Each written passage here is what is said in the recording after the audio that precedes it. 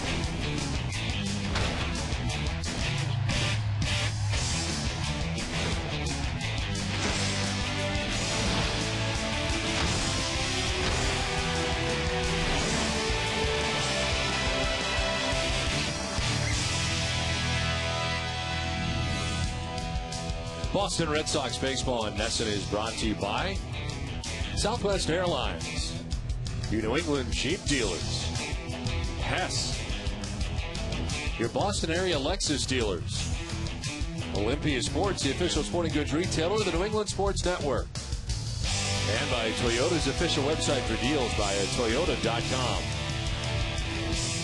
Game one of the series between the Red Sox and the Indians, but before we get started, let's send it down to Heidi Watney.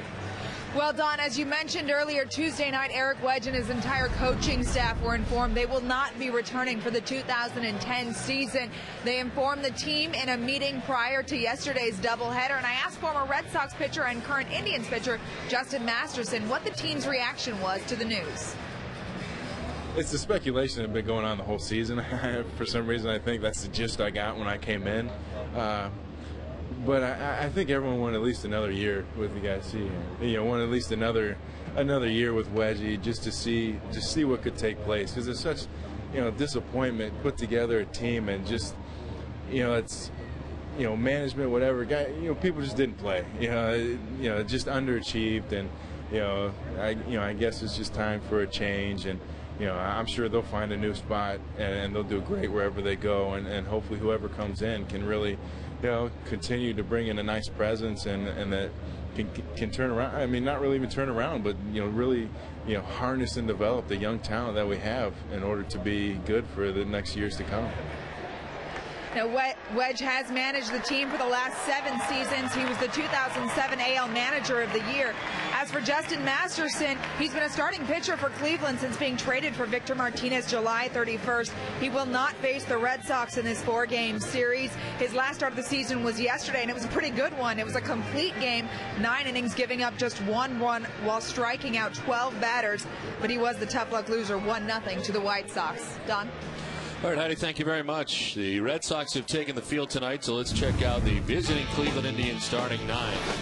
Michael Brantley is in center field, leading it off with Jamie Carroll at second base, Johnny Peralta at third base in the 3 spot, Matt Laporta in left field in the cleanup spot, Kelly Shopik, former Red Sox catcher, he's the DH, Andy Marte at first base, Luis Valbuena is at shortstop with Lou Marson doing the catching, and Trevor Crowe is in right field, he bats 9th. On the mound tonight for the Red Sox, the return of John Lester. 31 starts on the year, 14-8 mark with a 3.52 ERA, looking to go up over 200 innings with his outing tonight. And the opponent hitting at 246 against Lester. Of course, the well-documented start last time out, which ended after 2 1/3 innings and a Melky Cabrera line drive. He was not effective that night. He gave up 5 runs in just 2 1/3 against New York. The Red Sox defense is 4th in the league with 81 errors on the season. Mike Lowell will be at third base, Alex Gonzalez the shortstop, Dustin Pedroia at second, and Kevin Youkilis at first. Left to right, Jason Bay, Jacoby Ellsbury, and Joey Gathright, and Victor Martinez doing the catching for John Lester. Umpiring crew tonight, Tony Rendazzo has the play calling the balls and strikes. Chris Guccione at first base. Jerry Lane, the crew chief, is at second base, and Tom Hallion is the umpire at third.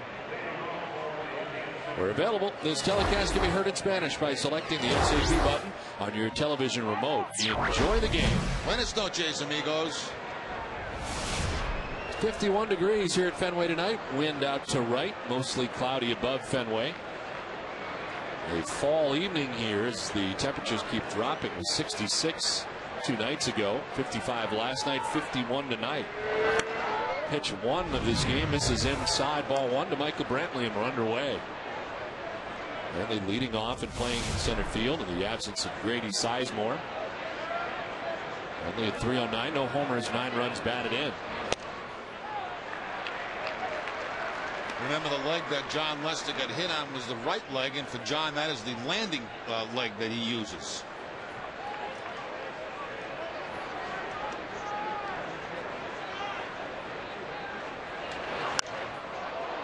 To left field, Jason Bay back a few steps, now in a step, and he makes the catch for the first out. This was during the warm-ups. John Lester was warming up as Victor Martinez looked into Eric Wedge, and of course, Wedge was a manager for Victor Martinez for his career up until this season. And a bit of a salute to his former manager.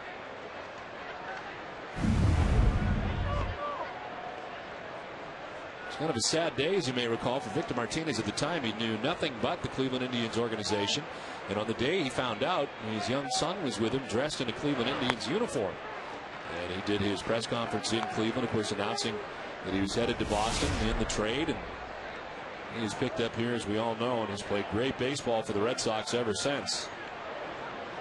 Jamie Carroll, a former Colorado Rocky, swings at an 0-1 and hits a high fly ball to left. Bay back there again with room, and there's 2 down. That's always strange, and you're talking about Victor Martinez. The first time that you play against, your old team, it's really a different feeling completely. You know all the guys on the other side, very close, obviously the coaching staff and the manager, and it's just it just feels like a different day. It's not a normal day. Terry Francona always says you got to give up something good to get something good, and this is what the Red Sox gave up good. And Justin Masterson, who had 12 strikeouts yesterday and pitching marvelously now for the Indians, kind of a rocky start. He has been starting games for them, but complete game effort. Gave up just 1 run, took the loss, but 12 strikeouts.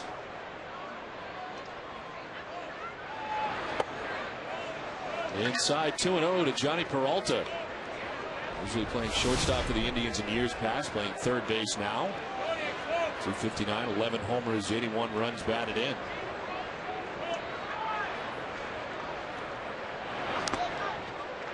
Foul tipped off Martinez. And it's 2-1. All eyes were on the extended side session here the other day for John Lester, wondering if he would experience any pain after the badly bruised leg just above his knee. And he came through with flying colors, able to make this start tonight. Outside for ball 3, 3-1.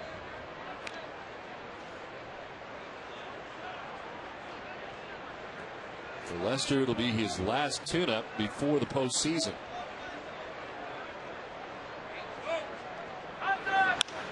Fly ball to right center field. Jacoby Ellsbury drifting over. Gathridge's there too, and he'll call him off. A 1-2-3, 3 fly ball out inning for Lester. The Red Sox are coming up.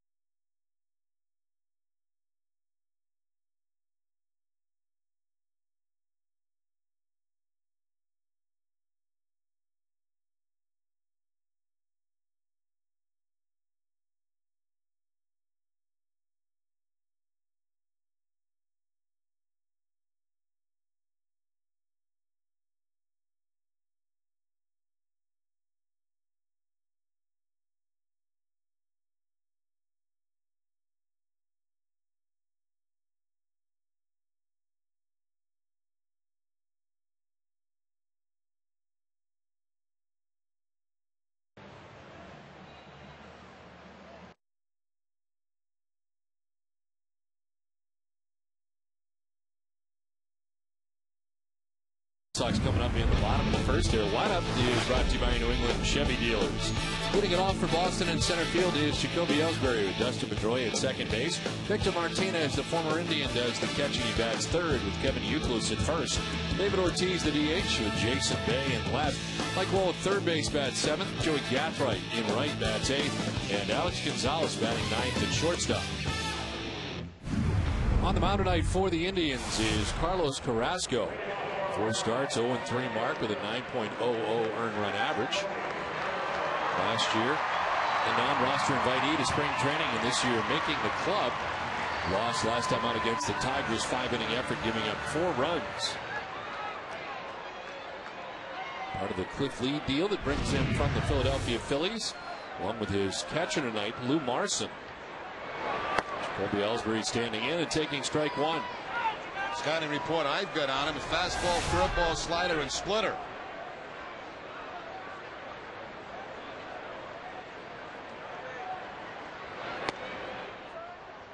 First couple of fastballs at about 92 miles an hour.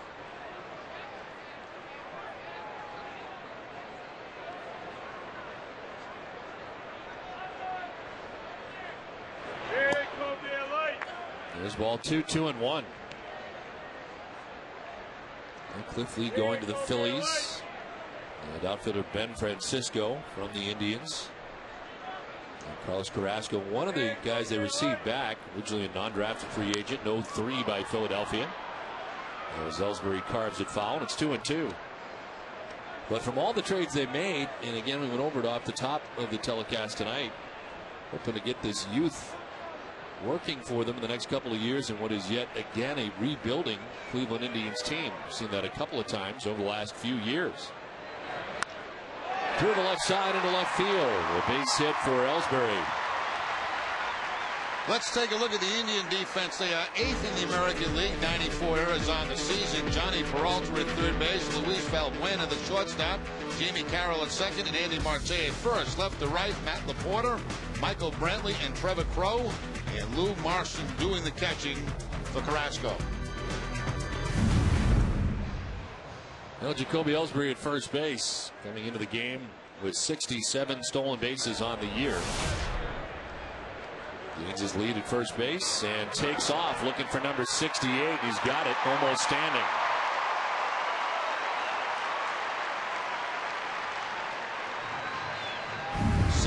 Steals, of course, leads the American League. That puts him 8 ahead of Kyle Crawford, who is second with 60. Not wasting any time was Ellsbury going on that very first pitch.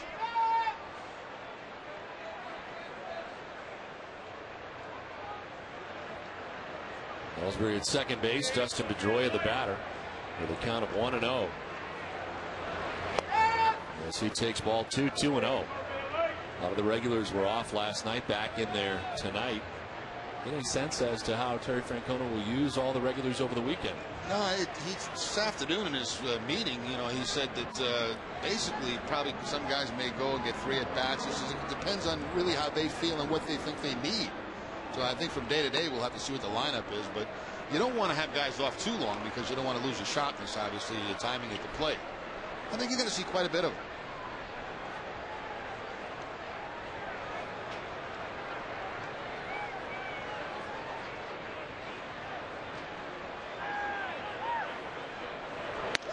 Pedroia takes ball 4-pitch walk. First two have reached for the Red Sox here in the first inning.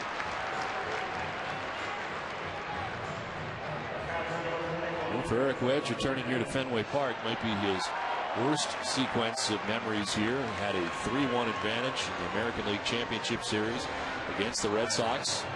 In 07, looked like they had it wrapped up. The Red Sox come from behind yet again and go on to win another World Championship. Well, that may be his toughest memory as the manager of the Cleveland Indians.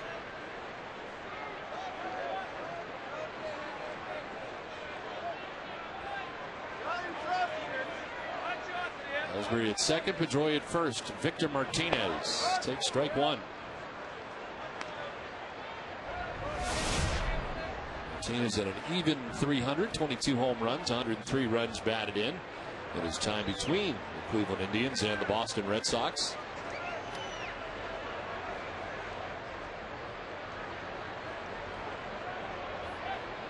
Martinez hit safely now in 27 of his last 28 games.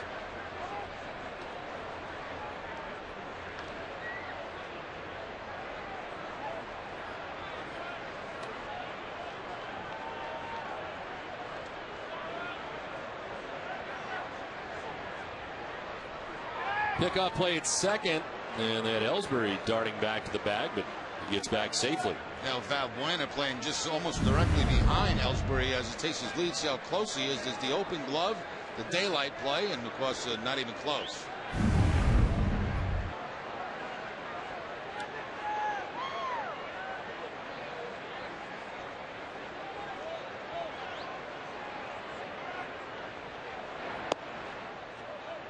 Ball and a strike to Victor. This is his 80th start as a catcher this year. He made 65 starts at first base overall this season. And since joining the Red Sox, some fabulous numbers.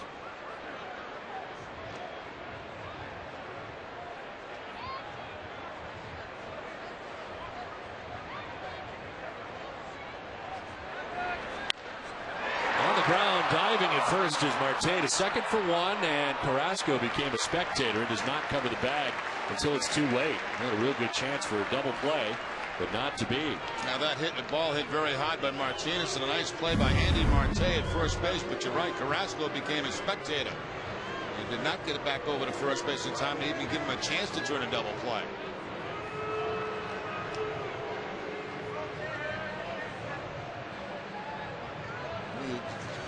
You go way back to spring training when you hear that, don't you? Get over there, get over there. A little look at Carrasco is just kind of froze. Watch the play, and by the time he gets going, there's no chance at all to even try to lead him to first base. So they're at the corners, one down, and Kevin Youkilis the batter. There for a strike over the outside corner. Close at 305, 27 homers, 91 runs batted in. With Ellsbury at third base, Martinez at first, and one down.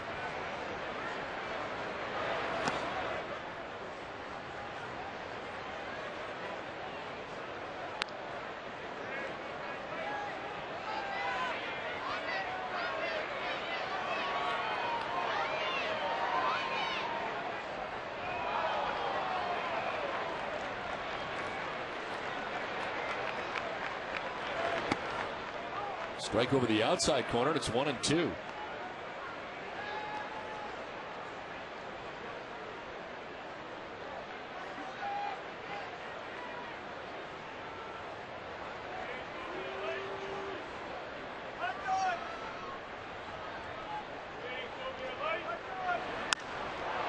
Fly ball to deep right field. Crow going back. He's got room as he makes the catch. Tagging at third base and easily scoring is Ellsbury for the game's first run. Red Sox lead it 1-0.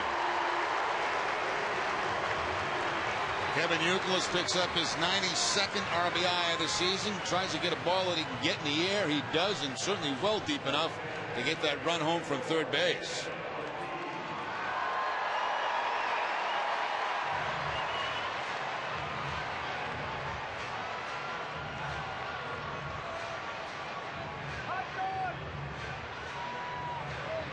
Giving Mike Lowell the scouting report on Carlos Carrasco. There's two down here in the inning. Victor Martinez at first base. David Ortiz the batter.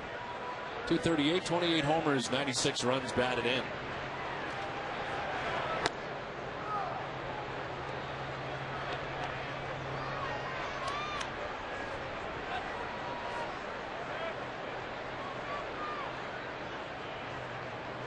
Shift on for David. Jamie Carroll, second baseman, a step or two on the outfield grass. Ortiz pops it up left side of the infield and into left as Laporta comes on and makes the catch. A run for the Red Sox to lead it 1-0 at the end of one.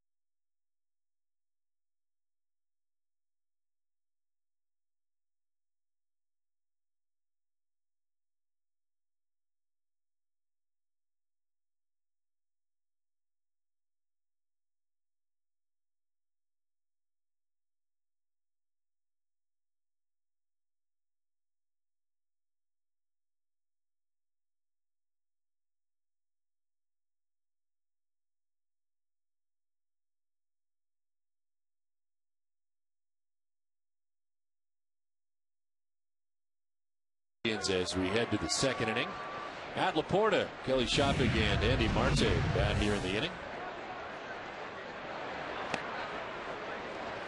And Lester had a 1-2-3 first on 10 pitches. We're spending the bulk of the year. AAA Columbus. He's hit 268 since he has been up. With 7 homers and 20 runs batted in. Second stint with him, he was first up with the Indians, May 2nd through the 26th. Called back up as a September call-up.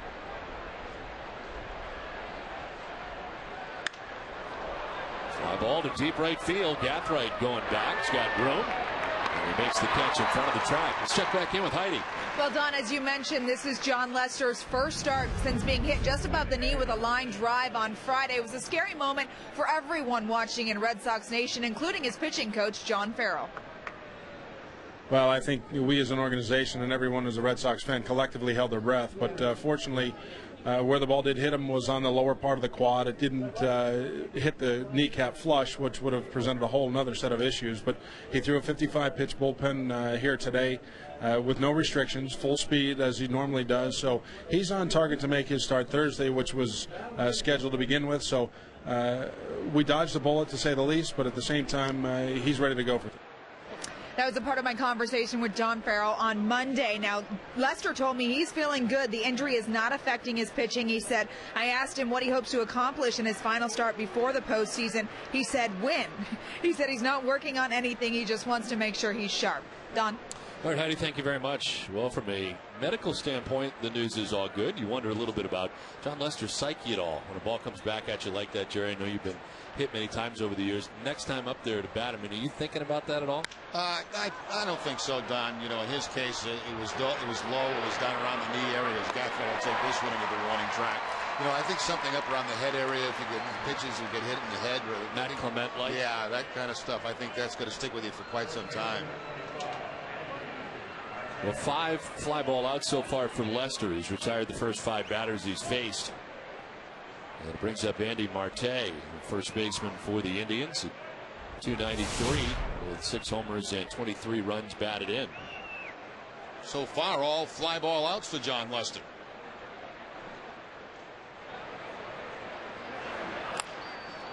Popped up foul off to the right, not a play.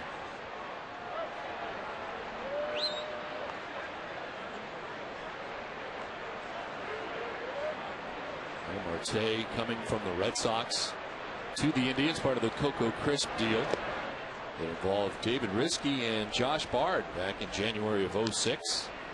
Both never played for the Red Sox, an off-season transaction. Parts of 4 years now with the Indians.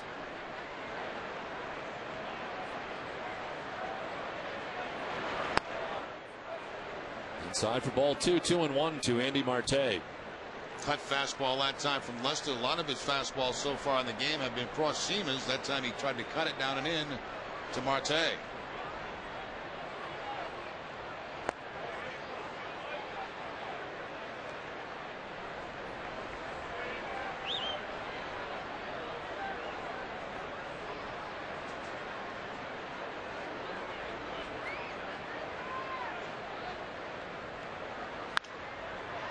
Popped up in the infield, round the bag at second base. Pedroia calling and catching out number 3. Everything's been in the air. He's retired the first 6 batters he's faced. 1-0 Red Sox.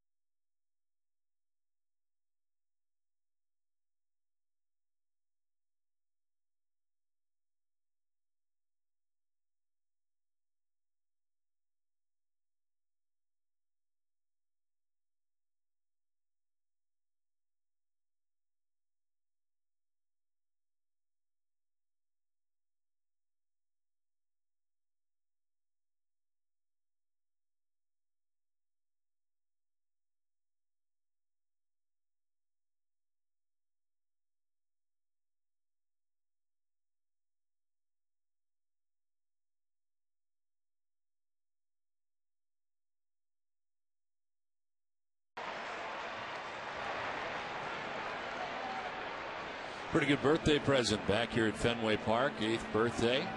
1-0. Red Sox on top of the Indians on a cool night from Fenway Park. Jason Bay leads it off for the Red Sox here in the bottom of the second inning. Bay, Lowell, and Gathright face Carlos Carrasco. Gave up a run in the first on 18 pitches. On the ground, left side, deep short. Valbuena's long throw. He's not going to get there in time.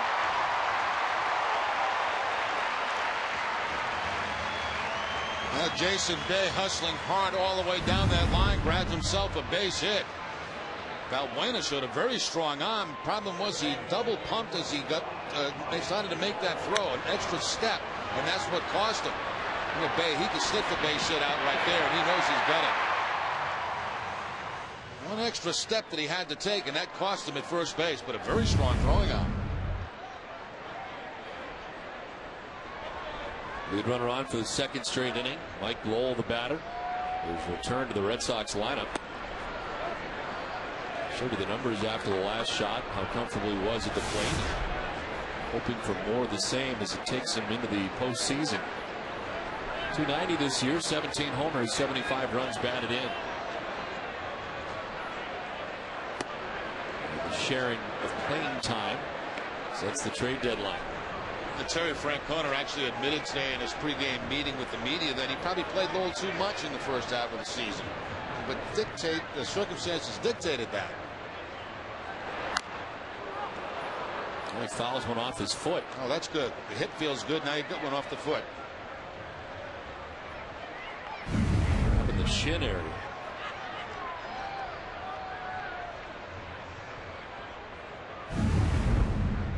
Paul Lessard coming out along with Terry Francona, like still in visible pain.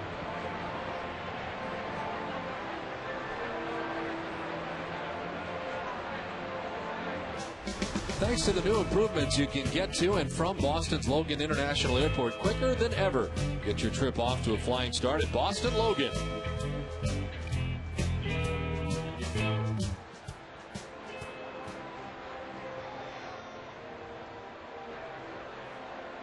On his first at bat back after having a shot for his hip, Mike Lowell fouls a pitch off himself. I think one more look and see if we can see where it hit him. It was hard to tell. Looks like it might be around the ankle area.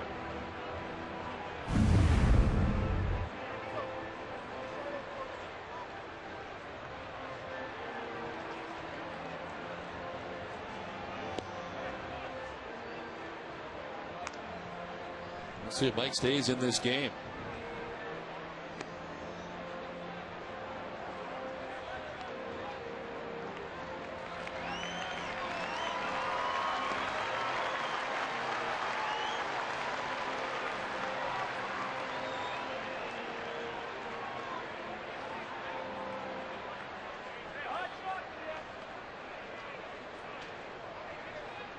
So 2-1 to Mike Lowell. Jason Bay at first base, and nobody out here in the home half of the second inning.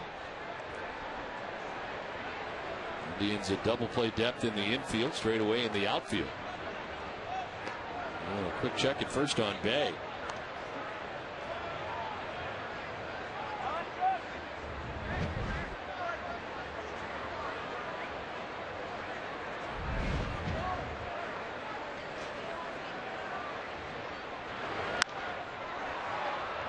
Short right down the line. Trevor Crowe coming over, diving to make the grab. Nice job. Trevor Crowe had to go a long way. Makes the grab right at the line, slipping into foul ground. And robs Mike Lowell of a base hit. Well, he sure did have a long way to go. Makes a fine play on that. That ball would have landed in fair territory. Playing fairly deep with Lowell at the plate and traveled a great distance to make that nice catch.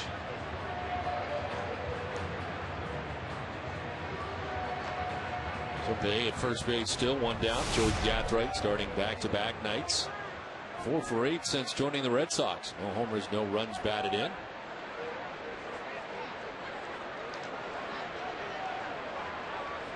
Terry Francona was talking about Joey Gathright today in his pregame meeting with the media. And anytime he talks about Joey Gathright, it seems Dave Roberts' name comes up, and perhaps that role in the postseason. Yeah, didn't it sound like they really want him on the postseason roster? Yes. To steal a base when you need it most.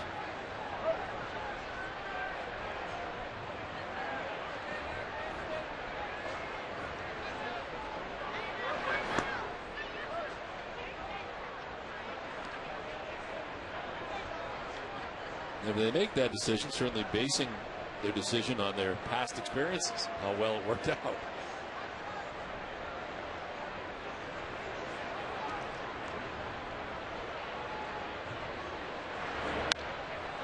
Hauled off down the left field line, 2-1 to Gathright. Gathwright's had plenty of center field experience, some left field experience, very little in right field. He's out there tonight replacing J.D. Drew, who may miss a couple of games.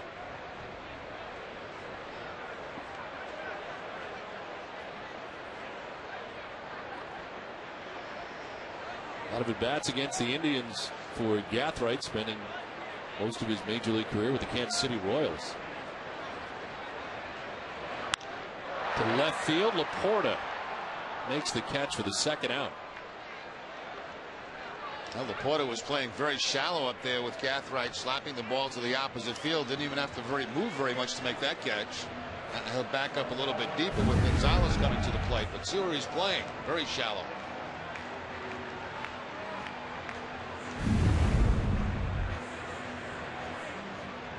Two down for Alex Gonzalez, batting out of the number 9 spot for the Red Sox.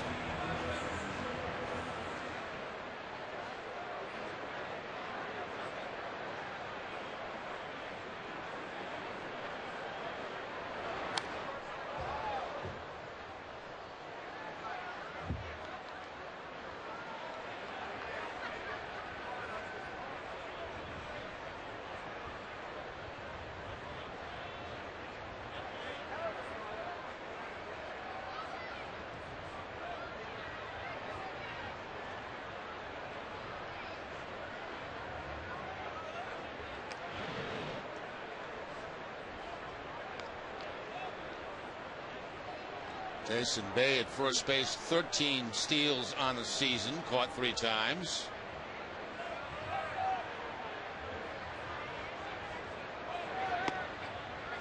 Missing away, and it's a ball and a strike to Alex Gonzalez.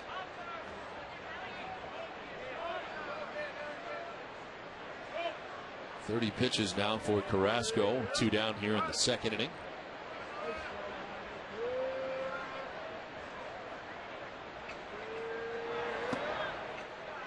Falls behind Gonzalez, 2-1. The Capitals strike first against the Bruins on opening night, 1-0 Capitals.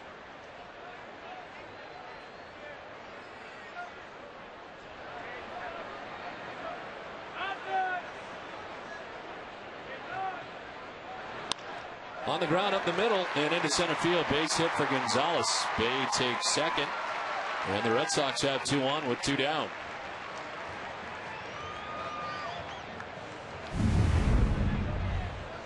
Turnover fastball, and Gonzalez takes it right back up the middle for the base hit. So he starts the game at 281. That average will go up. 281, of course, since joining the Red Sox.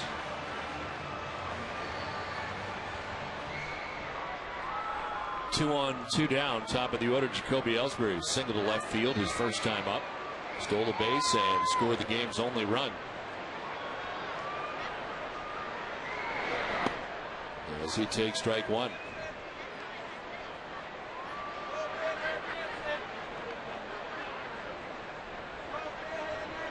Field straight away on Ellsbury.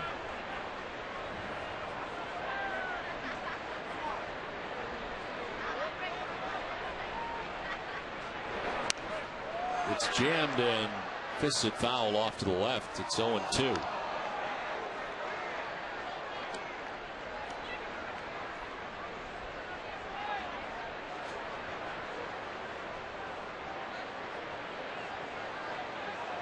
At second base, Gonzalez at first base, 2 down.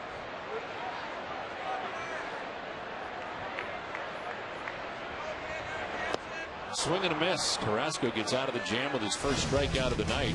He played 2. It's 1-0 Boston.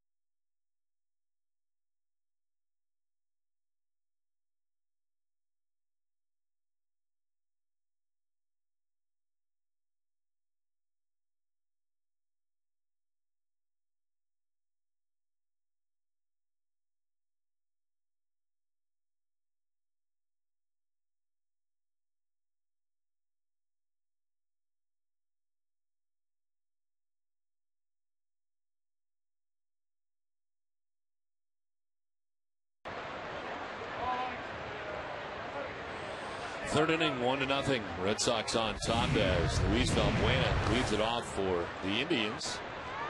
John Lester's retired the first 6 Cleveland Indians he's faced on the night. Everything's been in the air. 5 flyouts to the outfield, 1 pop-up in the infield.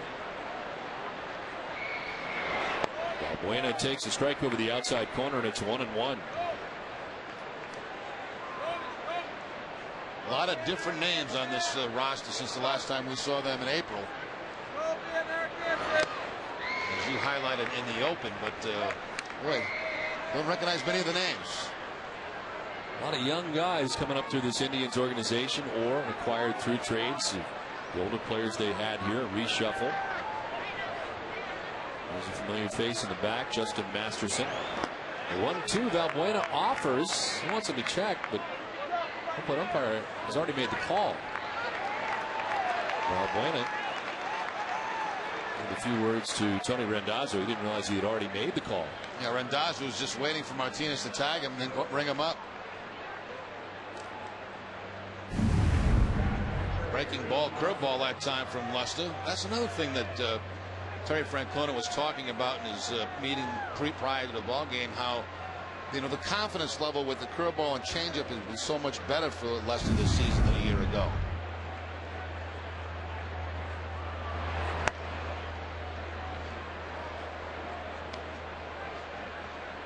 Lou Marson coming over from the Philadelphia Phillies, 243, no homers, 4 runs batted in. Tandem used to be Victor Martinez and Kelly Shoppach.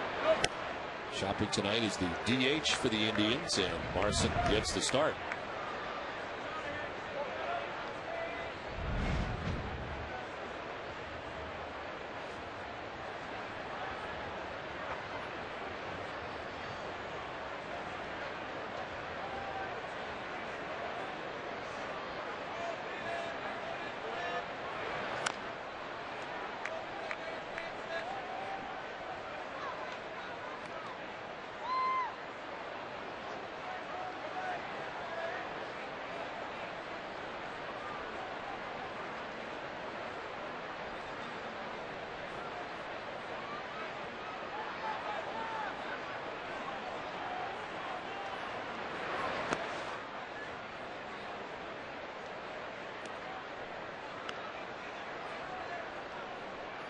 To Lester in his career against the Indians, 2-0 with a 4.76 ERA. This year, 1 start, giving him 5 earned runs in 6 innings pitched. Zach Cleveland back on the 29th of April.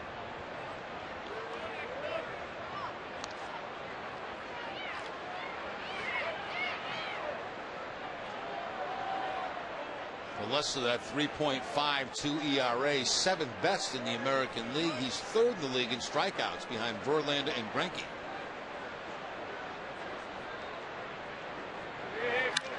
Marson hits it on the ground to Gonzalez at shortstop. And there's 2 down in the 3rd inning. Throughout the postseason, stay with the team that knows the Red Sox the best. NESN coverage kicks off Tuesday night at 7:30 with Red Sox playoff preview special and continues with live pre- and post-game shows for every playoff game, live game blogs at NESN.com/Red Sox and more. This Soxtober, stay with Tom Carrick, Jerry Remy, Jim Rice, Tony Maserati, Heidi Watney, and Dave Roberts on NESN, and of course on NESN.com. Tonight, Jerry, you are pumped up to be back again for another postseason. It's becoming a yearly thing.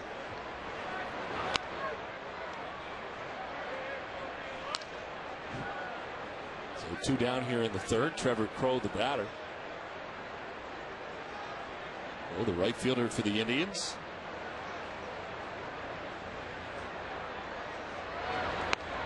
Swing and a miss, and it's 1-1. Crow actually began the year on the Indians roster, made his major league debut on April 9th. An option back on May 2nd to AAA Columbus. Fouled off, and it's 1-2. He called up and down 3 different times on the year for the Indians. Total 65 games with the Tribe, hitting at .234.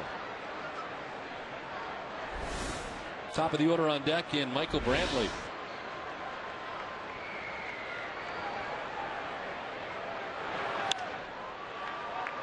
into right field. Gathright coming in and making the catch for out number 3. Lester's retired the first 9 Indians he's faced. It's 1-0 Red Sox.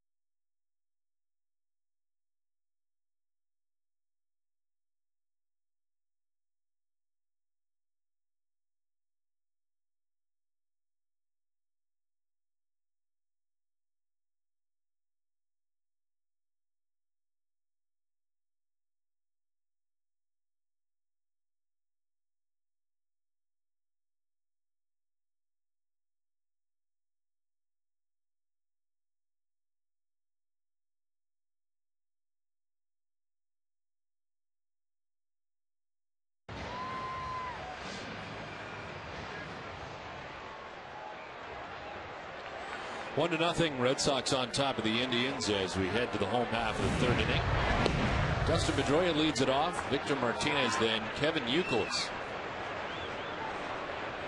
Pedroia walked in the 1st inning. The only walk given up by Carlos Carrasco through the first 2. On the personal achievement side of these last few games, a few players would like to get above 300. Certainly Dustin Pedroia being one of those. 298 coming into the game tonight. Ellsbury started the game at 299 as a base hit. It's funny how that 300 sounds a lot better than 299, doesn't it? Big difference.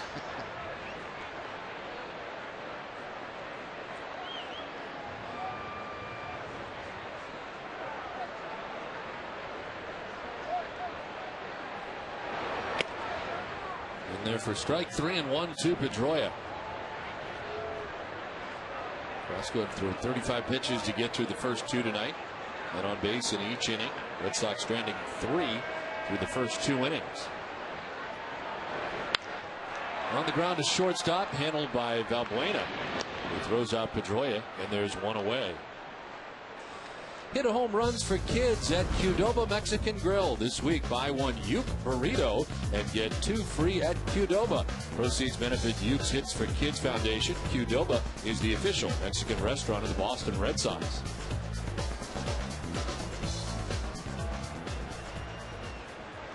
One down here in the 3rd inning. Victor Martinez coming up. Reached on a fielder's choice in the 1st inning.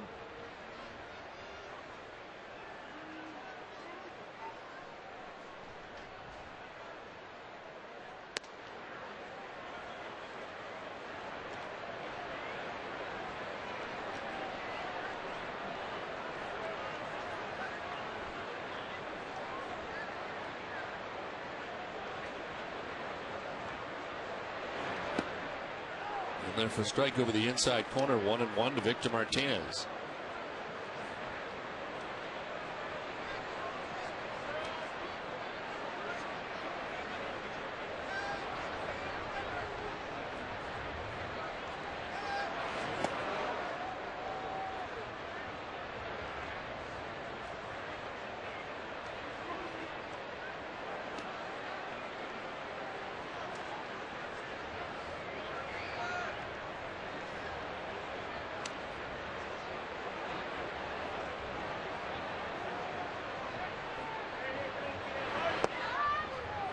The strike, kind of a late strike call that time. And it's 2-2. Yeah, I think Victor thought that ball might have been a little bit down. Let's see what the Amica pitch zone says. Right at the bottom of the strike zone.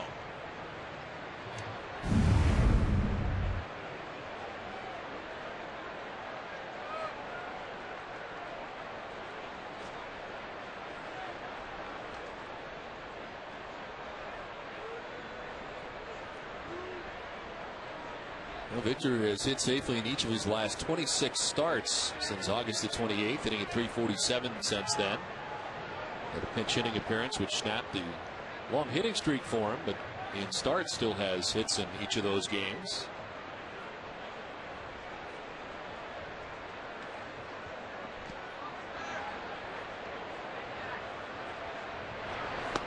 Takes it 2-2 inside for ball 3, full count. Trying a lot of off-speed pitches here against Martinez. Curveballs, changeups.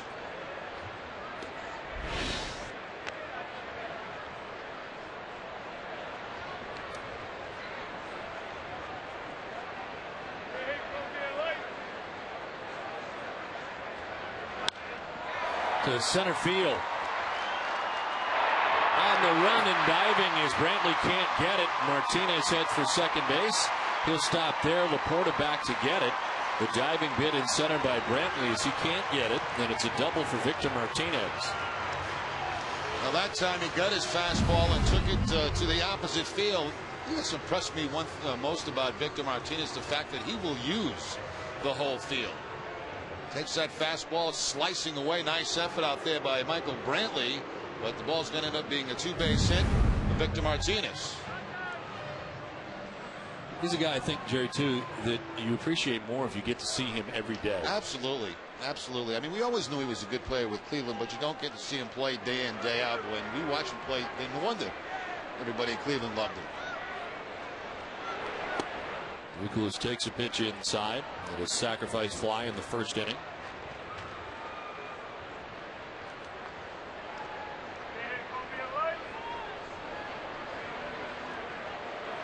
Nicholas is 92nd RBI of the year. Lines this foul back into the seats.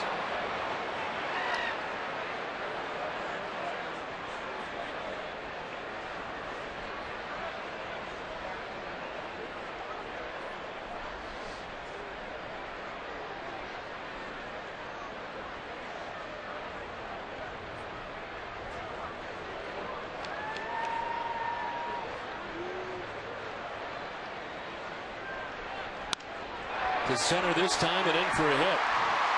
Martinez stopped at third as the single for Youkilis. And it's first and third for Boston with one out in the inning. Oh, what a nice piece of hitting there by Kevin Youkilis. So he pulls that hard line drive foul, softens the swing up a little bit on the next pitch. More of an inside out swing. He puts it into center field for the base hit. Looked like a split fingered fastball that time. And Youkilis picks up the base hit.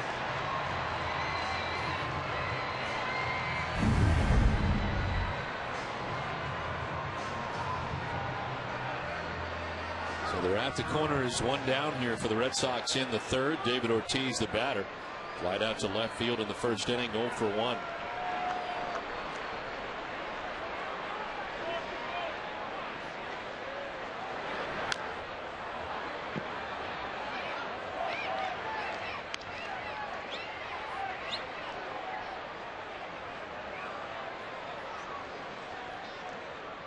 David has gone deep in 4 of his last 8 games.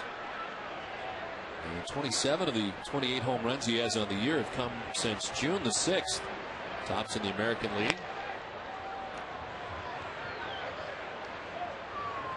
Reached the 25 home run mark for the 6th time in his career. Only Ted Williams with 14, Jim Rice with 7. The Red Sox with more 25 home run campaigns. 1-1 is by the dive of Carroll at second base into right. It scores Martinez from third. Youkilis trying to go to third, and he is safe.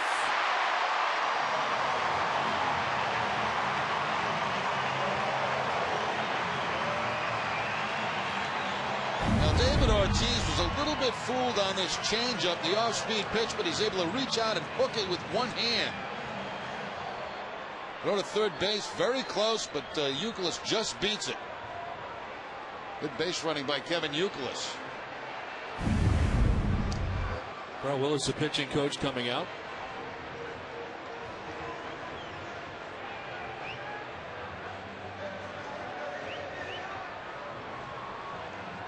Stop and Shop's triple winner game has raised more than $50 million for the Jimmy Fund thanks to the support of Stop and Shop's customers, suppliers, and the Boston Red Sox.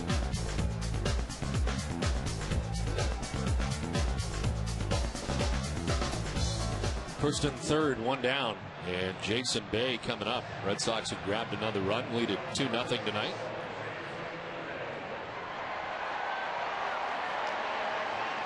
With an infield hit in the second inning, Flat beat it out to deep short.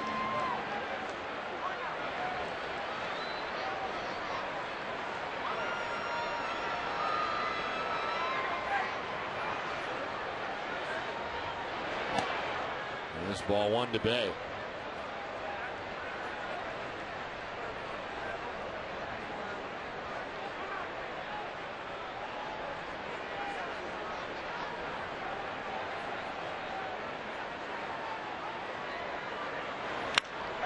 To left field for Bay. Deep, far, and high off the wall. From third base comes Youkilis to score. Ortiz to third, throw to second, and Bay is out at second base. Tried to leg out a double, quickly got off the wall. He'll get credit for a single. The Red Sox pick up their third run of the night. It's 3-0. Yeah, Bay didn't miss a home run by very much at all right there, right at the top of the scoreboard. Nice play here by Laporta. As he backs off that left field wall, looks towards second base, makes the throw on one hop, and they get Jason Bay at second.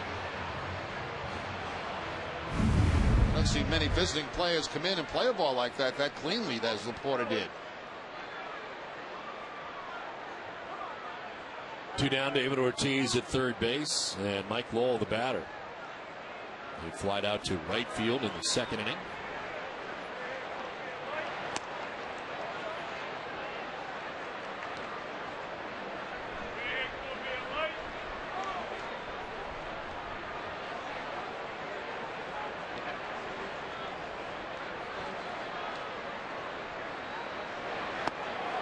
Swing and a miss, fooled on the pitch, and it's 1-1. Big sweeping breaking ball this time by Carrasco. Well off the outside edge.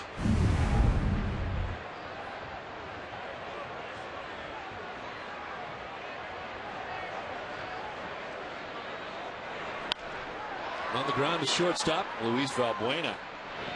Throws out Lowell to end the inning, but the Red Sox tack on two more for the end of three, lead it 3-0.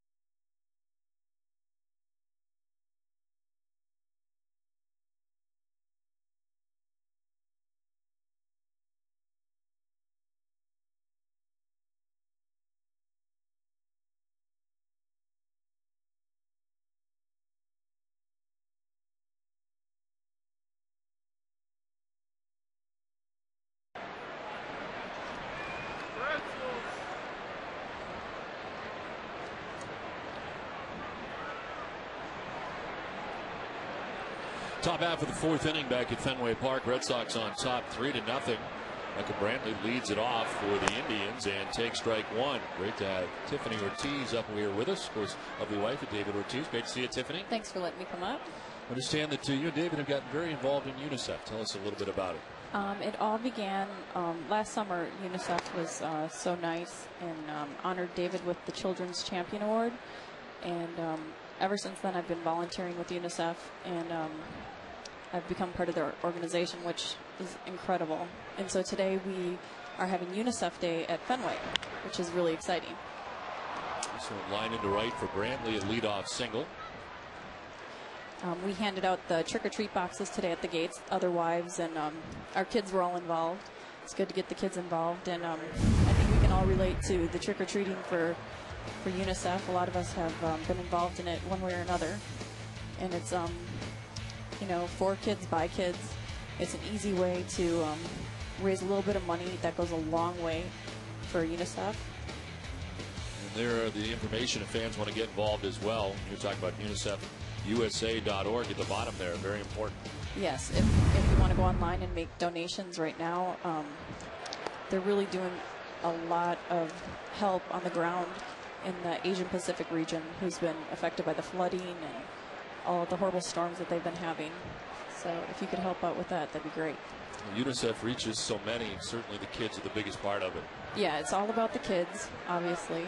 You never want to see kids suffering in any way. And every day, 24,000 kids die of preventable causes. And there's no reason why that should happen. And if we can just get like 7 cents, you can vaccinate a child to help prevent them from getting certain diseases. And that's exactly what the Red Sox Foundation did today. They donated for every single fan that came to the ball game 7 cents. And all that money goes to vaccinate children. I was going to ask you about that, too, because I know in your time here with David in Boston, the Red Sox Foundation has done a great many things here, as well as you and David. Yeah, they're very involved in the community, and we're really proud to be a part of them. And we've learned a lot from working with them, and they've helped us out in return in a lot of ways, like tonight. Are the Ortizes ready for postseason baseball? Fantastic. Yeah, October, you can feel it. It's in the air. We're excited. Definitely in the air. Yeah.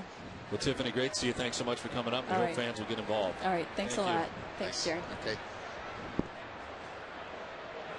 A strikeout for Lester, his second of the night. Here's a ground ball to third base. Lowell hoping to start 2. Throw to first. They get 2. 3.5 in the books from Fenway. It's 3-0 Red Sox.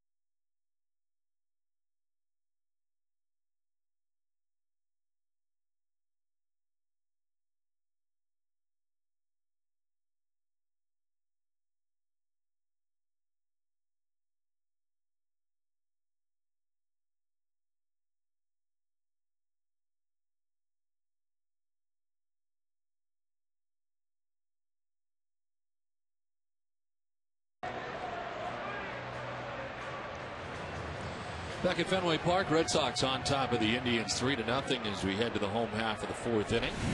Joey Gathright, Alex Gonzalez, Jacoby Ellsbury scheduled to face Carlos Carrasco. Double play to end last inning, started by Mike Lowell. Watch Pedroia come across and throw off one leg. Really didn't get a chance to plant that bat leg, the back leg, I should say, and Gabe looking at a strong enough throw across the diamond to get the out. Nice turn by Dustin Pedroia. Gathright chops it to third. Peralta in on the infield grass throws him out for the first out here in the bottom of the fourth inning.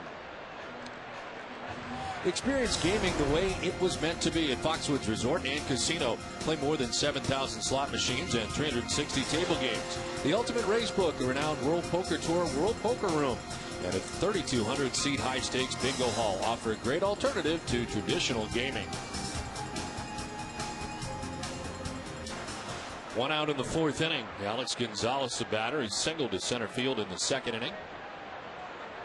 There's the catcher asking for time and getting it.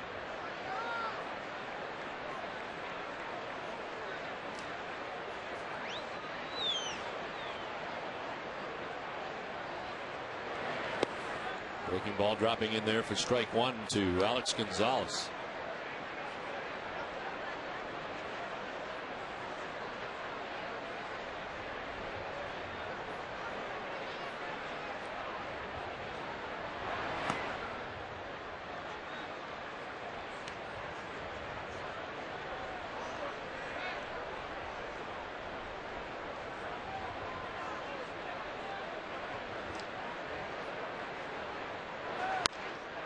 Into center field. The base hit for Gonzalez, who is 2 for 2 in the game tonight.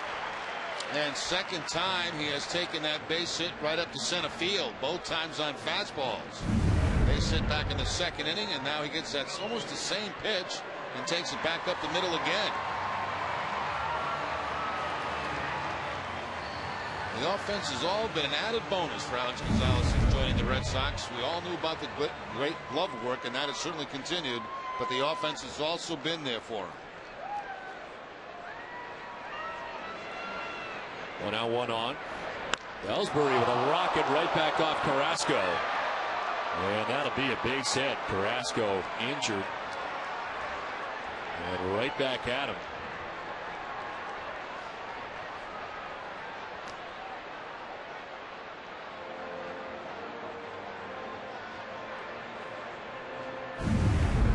Let's see where he gets Carrasco. Looks like right off the right knee. The side of the right knee. Maybe a little bit high, but very like, similar. We're a little bit, yeah, like John Lester's, isn't it?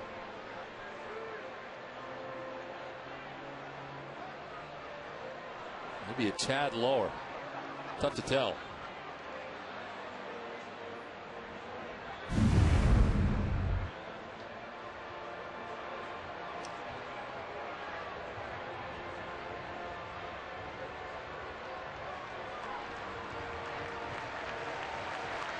This would be the night for Carrasco.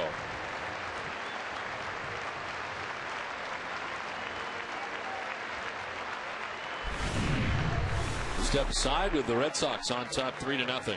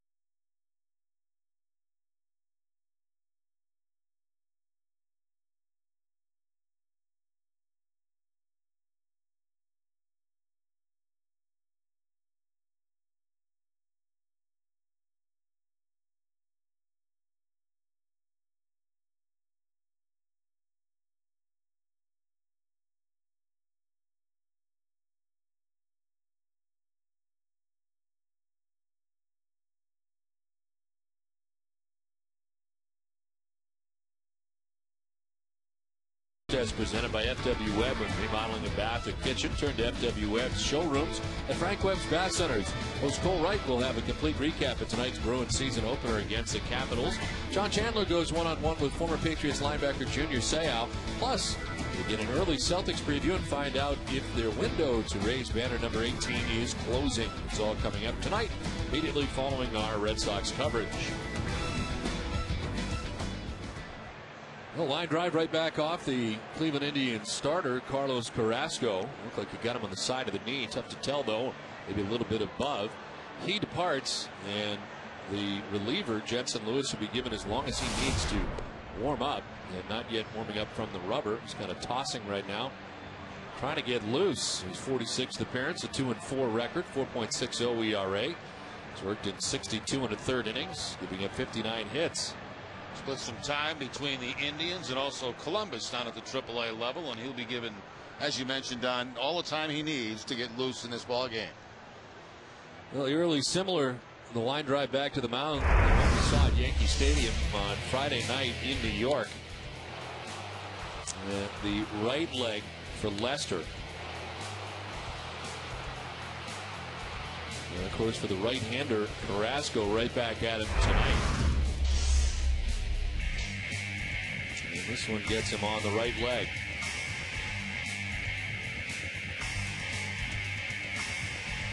This one looked like it was a little bit more toward the knee, didn't it? A little bit lower. Not able to stand on it as he went off. He needed help as he limped off.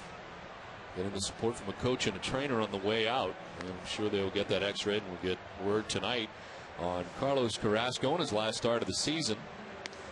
As Jensen Lewis warms it up here, the Indians are into their bullpen in the fourth inning. The numbers on Carrasco, he went 3 in the third innings, giving up 9 hits. Still responsible for the 2 men on, a walk and a strikeout. Let's get a game break in. Tom Caron, TC.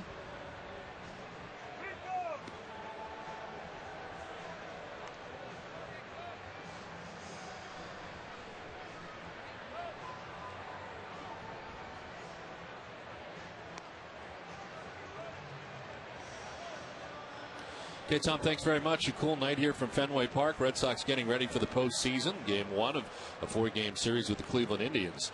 Let's send it down to Heidi Watney. Heidi? Well, Don, just before the game tonight, Ace Tickets president Jim Holtzman donated a check to Children's Hospital Boston as part of their Strikeouts for a Cause campaign. It's part of Ace Tickets' dedication to giving back to the community. So Strikeouts for Cause is a program the Ace Ticket has that for every strikeout thrown by a Red Sox pitcher, we donate money for every strikeout. So last week we gave $100,000 to the Red Sox Foundation, and tonight we're pleased to be giving another check for $30,000 to Children's Hospital. Now, Jim also told me ticket sales for the playoffs have picked up since the Red Sox clinched a postseason berth Tuesday night. He said fans have even started buying tickets for the ALCS, anticipating, as he said, a Yankees-Red Sox matchup. Don? All right, Heidi, thank you very much. One of the bigger question marks moving forward here in the next couple of days, once things wrap up in the Central, is which series the Yankees will pick. And the Red Sox find out which days they will play in the first round. It's either going to be Wednesday for the Red Sox or Thursday for the Red Sox, depending on whether the Yankees want the long series or the short series. And as everybody you talk to, they, well, they don't want to face Verlander twice, so maybe they go with the short series. Who knows? Terry Francona was asked about it today, and he said he's not even sure now, and he's had the chance to pick. Yeah, he doesn't care. It's just play. Let's go.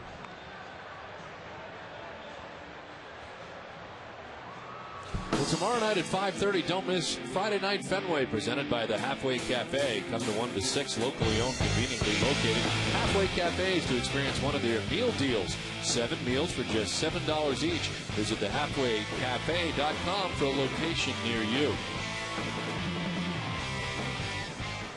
Well, the Red Sox getting a run in the first inning tonight. They scored twice in the third and had 2 on now with 1 out in the fourth inning as we wait for Jensen Lewis, the reliever, to get ready here, as he is given as long as he needs with the injury to Carrasco.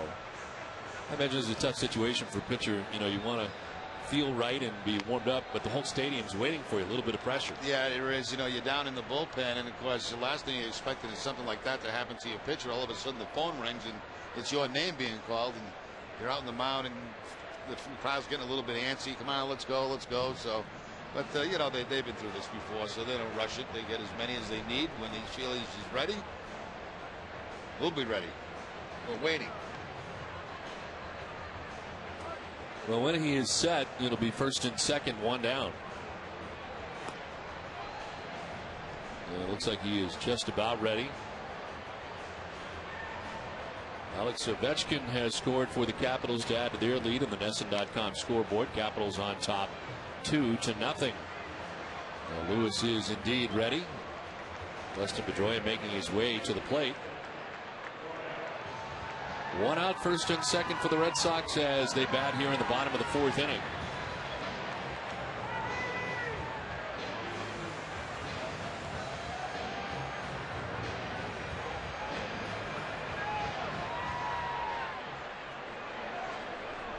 Pedroia walked in the first inning, grounded out to short in the third.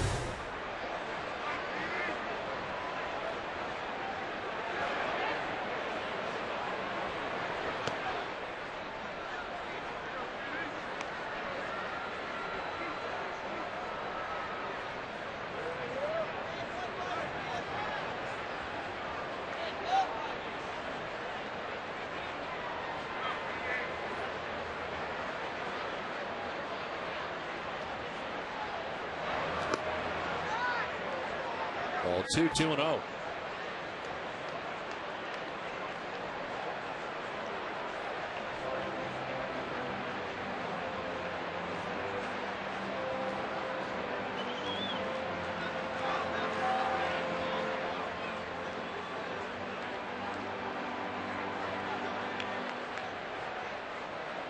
Moves up and down this season to AAA Columbus.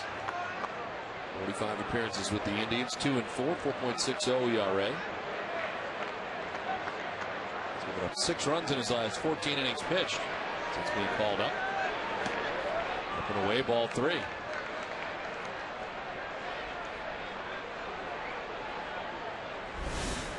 Victor Martinez waits on deck, 2 on, 1 away. We're in the bottom of the fourth inning.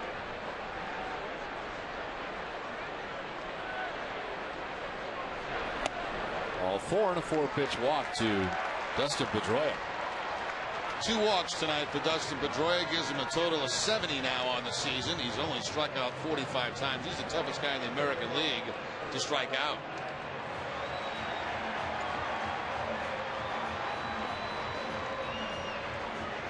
So bases loaded, 1 down, and here's Victor Martinez. Reached on a fielder's choice in the first inning, hit a double in the third.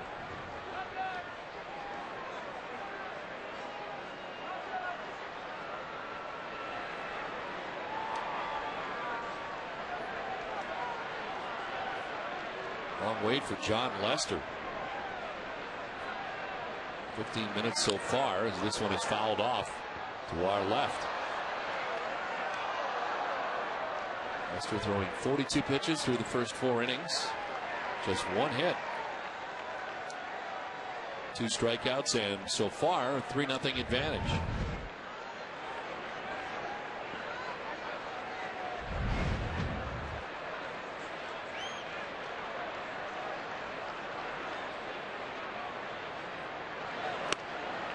There for strike 2, 0-2.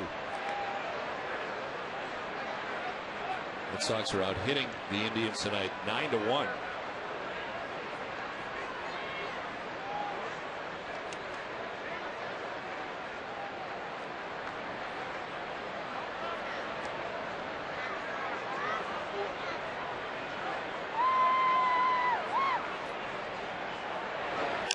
Martinez blips one to shallow left. In comes Laporta to make the catch. Not deep enough for Gonzalez to try it, and there's 2 down in the inning. Tied up Victor Martinez that time with a fastball up and in. He just kind of pushes it off toward left field. All up out of the strike zone, just above the letters.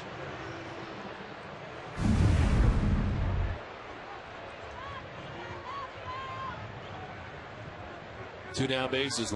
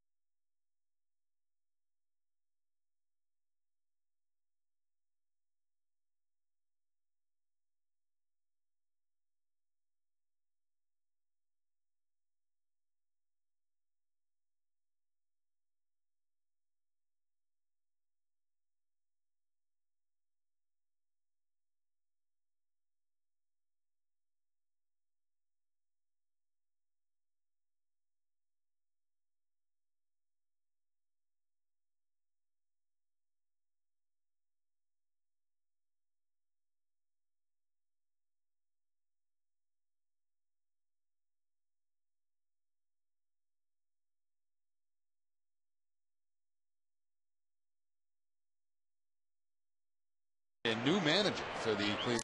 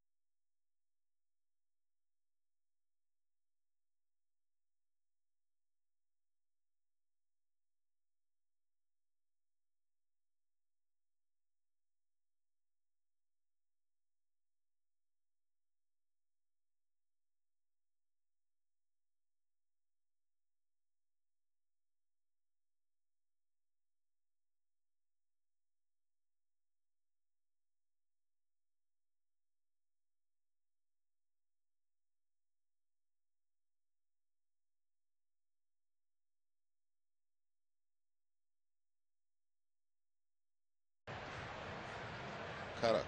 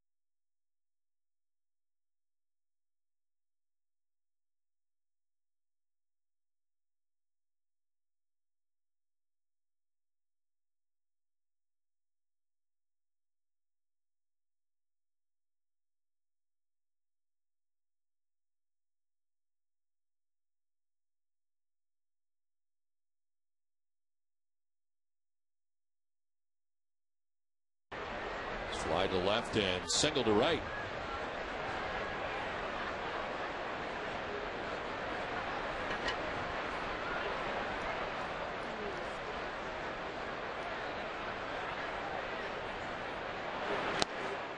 Brantley takes a strike over the outside corner. He's got one of only 2 hits tonight for the Tribe. A single for Brantley in the 4th inning. Lumarson has doubled in this inning.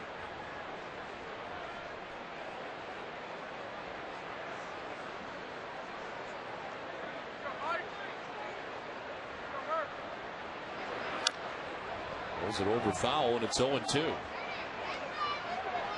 For a delicious cup of coffee at the office, try W.B. Mason's coffee service featuring the Carrot Coffee System with Green Mountain Coffee.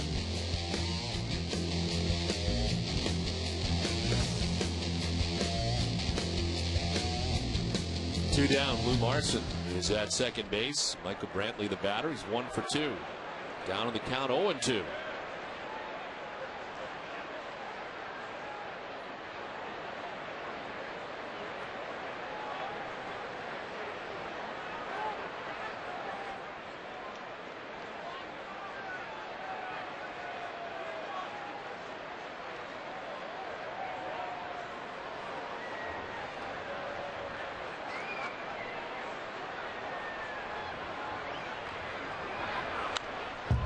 Straight back, hangs it 0-2. Fastball at 96.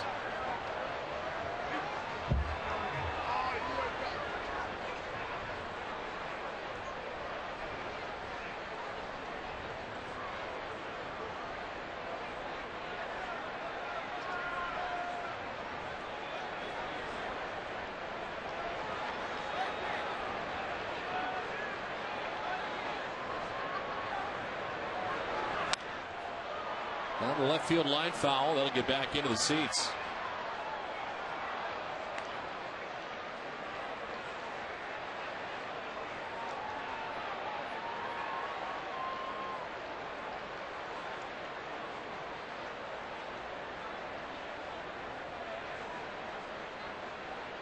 Well, Lester throwing a gem here tonight so far at Fenway Park, giving up 2 hits in 5 2/3.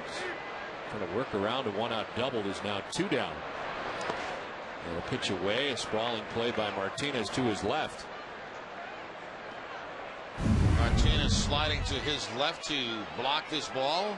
Actually caught it on the one bounce and then dropped it out of the glove, but the runner has to remain at second base.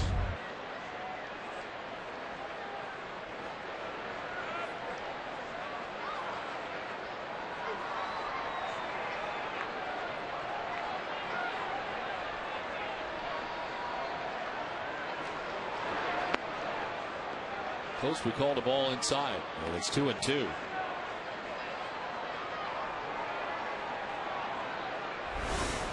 On deck is Jamie Carroll.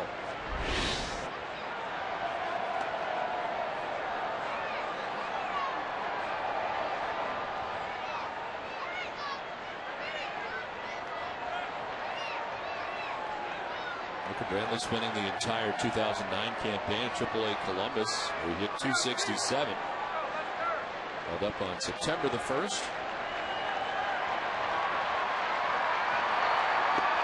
Swing and a miss to the 2-2. Strikes out. Back-to-back Ks for Lester. 7 in all. 5.5 done from Fenway. 3-0 Red Sox.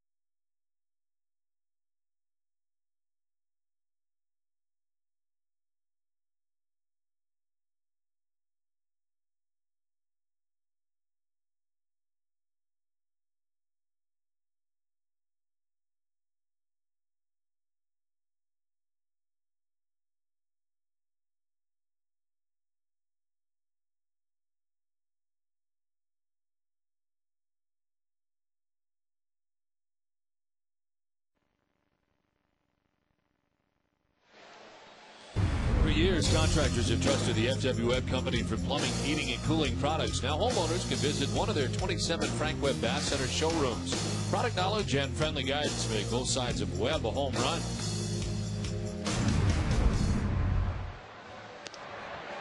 Bottom of the sixth inning back at Fenway. Red Sox on top 3-0. Out hitting the Indians 10-2. The Indians about to use their third pitcher of the night. New pitcher is Rafael Perez, 53rd appearance of the year, 4-3, 6.95 ERA. Opponent's hitting at .330 against Rafael Perez. Takes over for Jensen Lewis, who ended up coming on for an inning and 2/3, giving up a hit, no runs.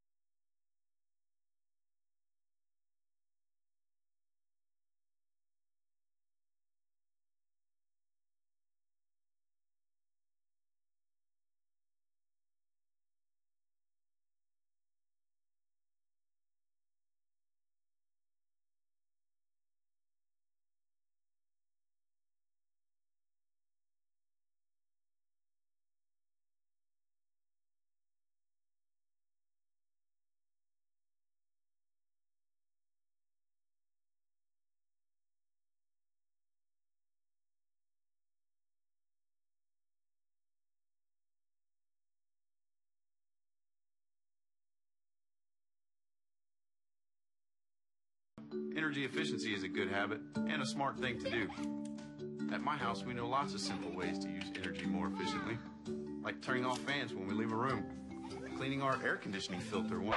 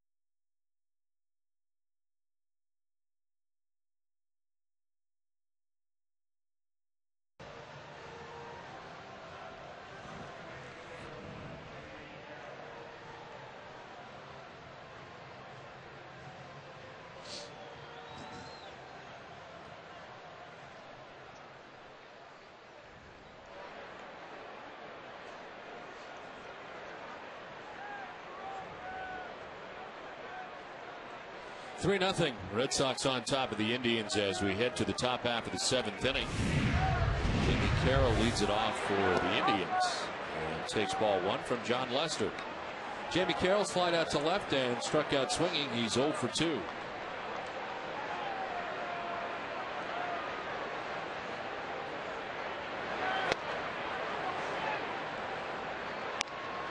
Second season for Jamie Carroll with the Cleveland Indians. Actually breaking into the big leagues with the Expos. 2 years in Colorado with the Rockies. He was on the roster when the Red Sox beat the Rockies in 07. To shortstop, Gonzalez throws out Carroll for the first out of the 7th. Let's send it down to Heidi. Well, Don, about an hour and a half before the trade deadline on July 31st, the Red Sox traded pitcher Justin Masterson for Victor Martinez. It was a shock to both parties and the first time either player had been traded, and they were both pretty emotional about it. Today, I asked Masterson what it feels like to be traded for such a great player in Martinez. It's been great, and like I said, for me, it's been that transition to work, and kind of a little bit of a long season. I felt strong, but it's nice to see Victor be able to come over and do a great job because he was so well loved. I mean, it's almost even more bittersweet for him because he had been with Cleveland even longer, but he has the excitement of coming to the contender, and really, it looks like he's just kind of come in and made his presence known, which. The trade ended up being a win-win for both parties. Masterson has been a starting pitcher in Cleveland's rotation, and Martinez is batting .332 with 7 home runs since coming to Boston. He's made 28 starts at catcher and 21 at first base. Don? All right, Heidi, thank you very much. I think when the trade happened, certainly shocking for Justin Masterson at the time, but as he sat and thought about it, it was going to be a chance to start on a regular basis, no more bullpen. It was something that was talked a lot about in spring training. Was he going to start? Was he going to be out of the pen? What was it going to be? And for him, at this point, this stage of his career, at that point, it wasn't a big deal to be in the pen with such a good team. But now the Cleveland Indians has a chance to start, which is what he really wants to do, and has done a very good job in that capacity since joining Cleveland. A one-out walk for Peralta, and it looks like this is the night for John Lester. And there's tune-up. There's Terry Francona. Has not yet made the move. Actually, yes. One is on his way in. 84 pitch night for Lester. 3-0 Red Sox lead.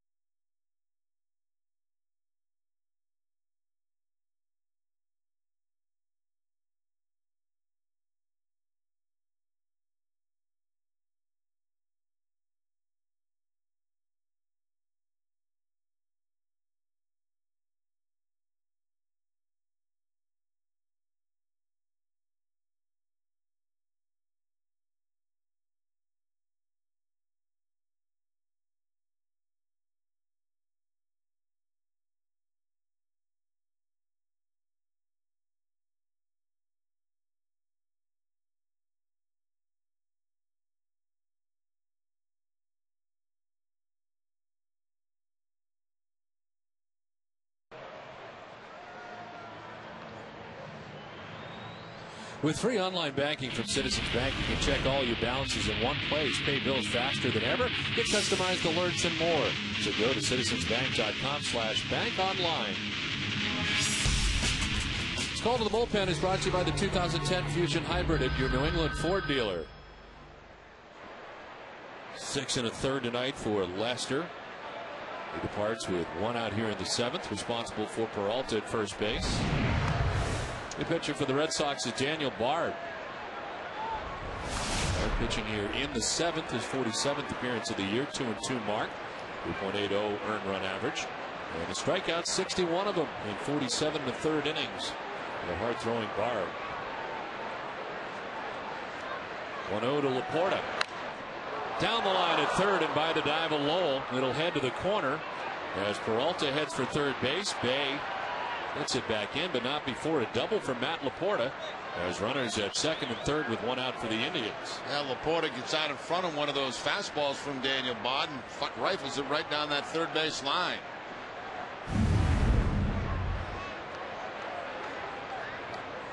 Guys come up expecting anywhere from 98 to 100 miles an hour with the fastball, crank it up a little bit, and Laporta certainly did it that time. I think the Red Sox very happy what they got tonight out of John Lester. He proved to them and himself, obviously, that the injury is not a factor. Pitched very well. Wanted to keep his pitch count somewhere between 80 and 100. Ends up at 84. And looked sharp all night, I thought. Had a good fastball, cut fastball, threw some curveballs, threw some changeups. You saw his whole arsenal in this game tonight. And very, very effective. So that's a good feeling for him as he winds up his last start of the regular season. Still responsible for Peralta at third base. Matt Laporta is at second, a pinch hitter, Shin-Soo Choo. And a swing and a miss. 100 miles per hour that time for Daniel Bard. Chew off the bench, 301 batting average, 19 homers, 83 runs batted in. Peralta at third base, Laporta at second base. Chew pinch hitting for Kelly Shoppach, the DH. Had been 0 for 2. So 0-2 to Chew. 149 strikeouts for Chew on the season. That puts him in the top 10. Bard just throws the fastball right by him. A couple of quick strikes.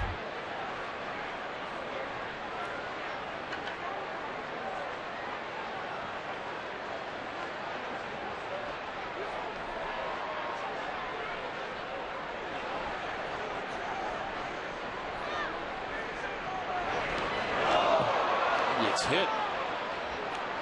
It hits him on a breaking ball, and Chew down to first base. After 2 fastballs that he threw right by him, tries to throw that slider, and the slider right at the feet of Chew.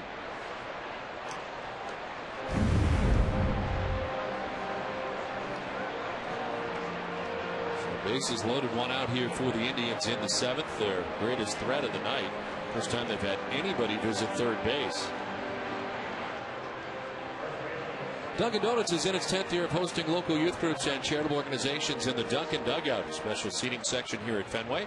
Thousands of children have had the chance to catch a Red Sox home game thanks to Dunkin' Donuts.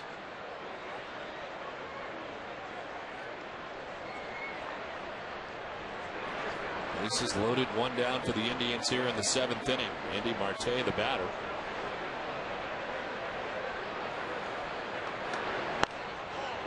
He takes strike one.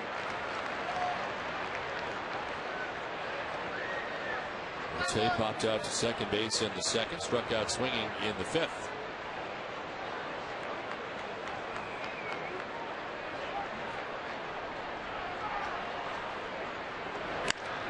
On the ground is shortstop Gonzalez, to second for 1, on to first for 2. Huge double play.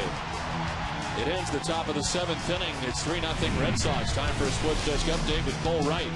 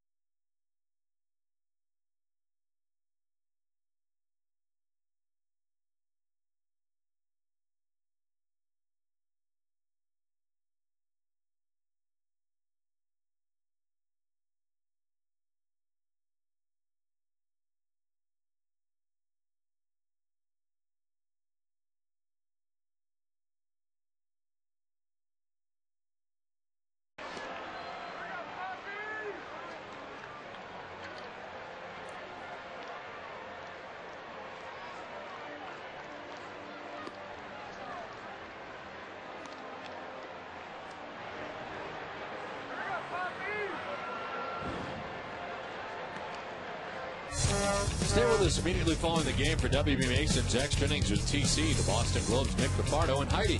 We hear from Terry Francona's live press conference. You'll also get post-game comments from John Lester. Get a complete game breakdown of his final regular season start.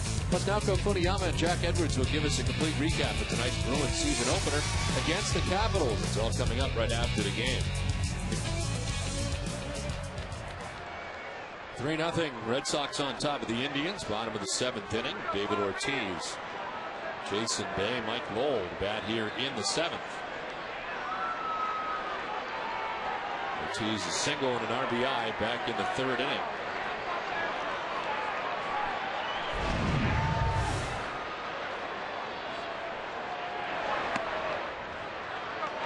Well, the nights that we see Bard, we generally see Wagner, and he is up in the pen for Boston.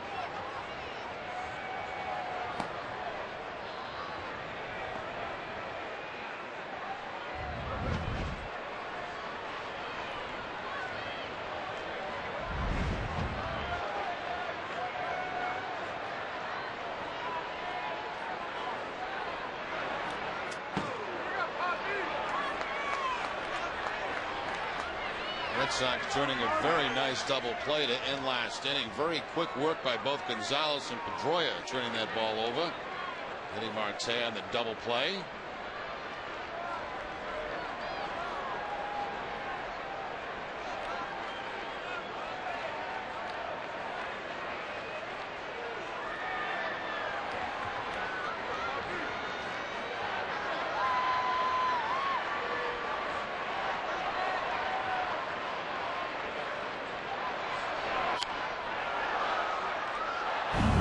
Double play. Look how quickly Gonzalez gets rid of this ball right here to his second baseman. Perfect feed, about letter high. And an excellent throw to first base by Dustin Pedroia. Good work by both middle infielders getting the job done there. Keeps the Indians off the board. And secures the shutout. 6 1/3 for Lester. 2 hits, a walk, 7 strikeouts. He departed being responsible for Peralta, who's at third base. 2-1 is strike 2, and it's 2-2 to Ortiz.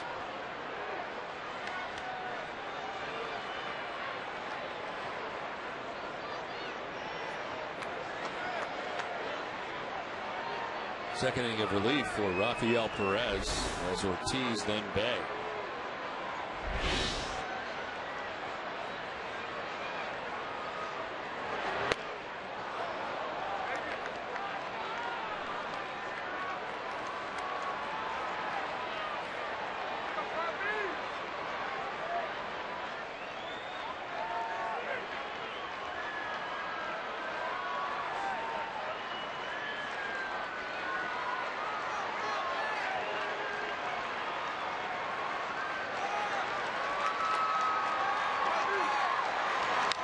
Ortiz to right center field and pretty deep.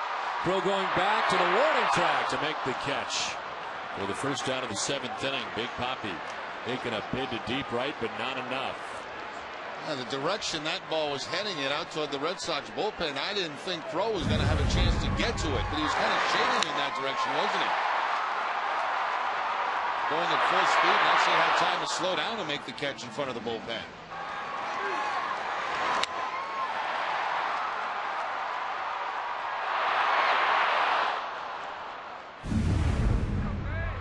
Big Papi making a bid for his 29th of the year, but out number 1 of this bottom of the 7th inning. Jason Bay, a 2 for 3 night with an RBI. And a swing and a miss for strike 1. It's gone final at the TD Garden, 4-1. Washington beats Boston.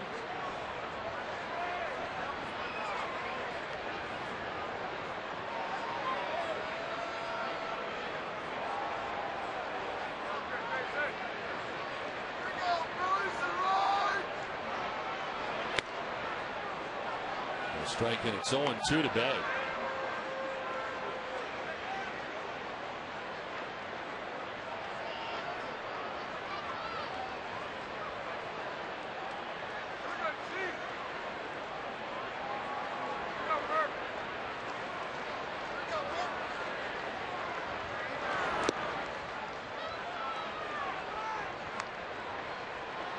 Jose Veras about to start to warm up for the Indians. He just did get up.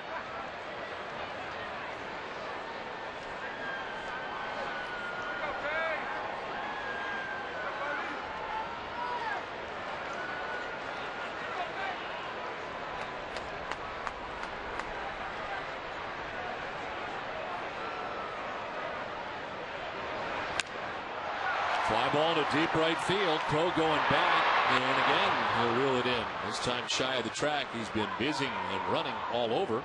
He's handled the first 2 outs of the inning. Well, the last few games of the regular season may be meaningless as far as the standings are concerned, but there are things to watch. Visit NESN.com/TC to get Tom Cairns' take on the Red Sox players. They're currently on the bubble for the postseason roster spots.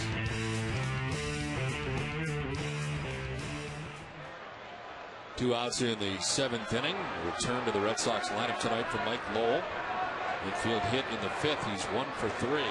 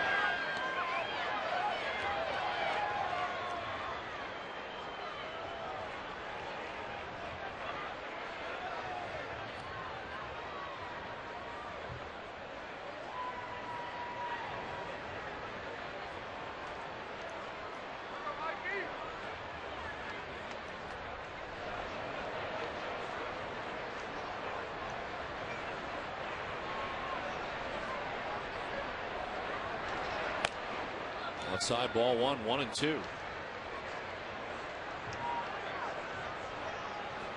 This season for Perez was 0-7. Out of the bullpen, a big part of the Indians bullpen. 44 appearances, a 1.78 earned run average that year. Looked like he was going to be one of those guys that was going to be real tough on left-handers, but he's not been consistent.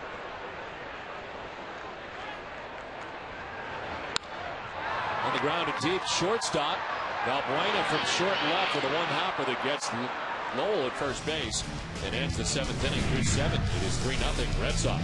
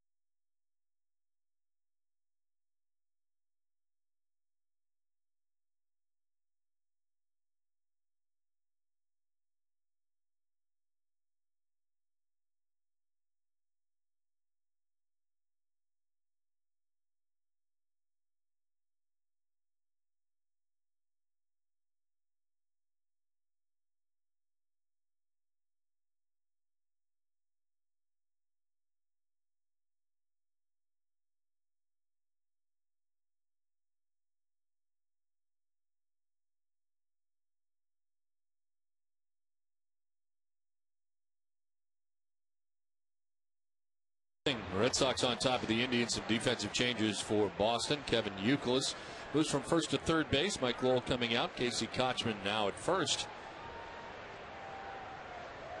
Luis Valbuena leads it off here in the 8th inning for the Indians. And a first pitch strike from the new Red Sox pitcher, Billy Wagner. Third pitcher used tonight for Boston. 14th appearance in a Red Sox uniform. 2.25 ERA.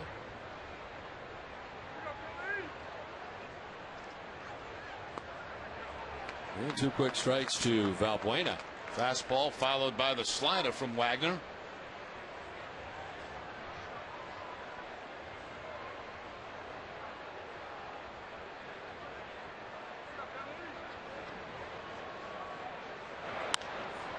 To left field, struck well. Bay back on the track to make the catch. First out of the 8th. It was a long way, but he's the first out. Tomorrow night after Friday Night Fenway, tune in to Nesson for Olympia Sports presents the Boston Globe's Red Sox Game Day Live with Tom, Jim, Heidi, Jerry, and me. We'll preview Daisuke Matsuzaka's final tune-up of the game before the postseason. DC and Jim will give you a complete breakdown of the Angels outfielders. Plus, you get a preview of the Yankees' first-round matchup. It's all coming up tomorrow night at 6, only on Nesson. Lou Marson is the batter. He is grounded out to short and doubled.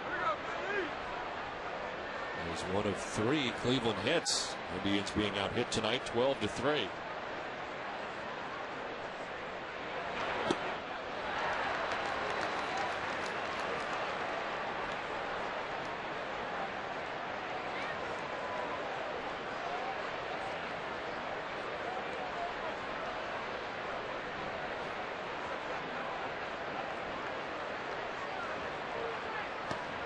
Very defensive swing from Marson, who strikes out on the breaking ball. First strikeout for Wagner, 2 down. Overmatched in this particular at bat against Billy Wagner. That slided down and in off the plate. No contact. A couple of quick outs for Wagner here in the 8th inning.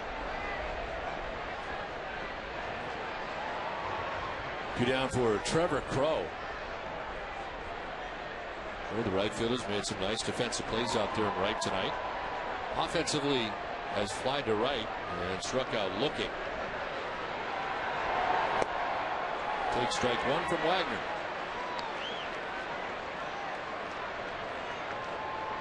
Josh Beckett, we will next see him on Saturday, matched up against Aaron Laffey.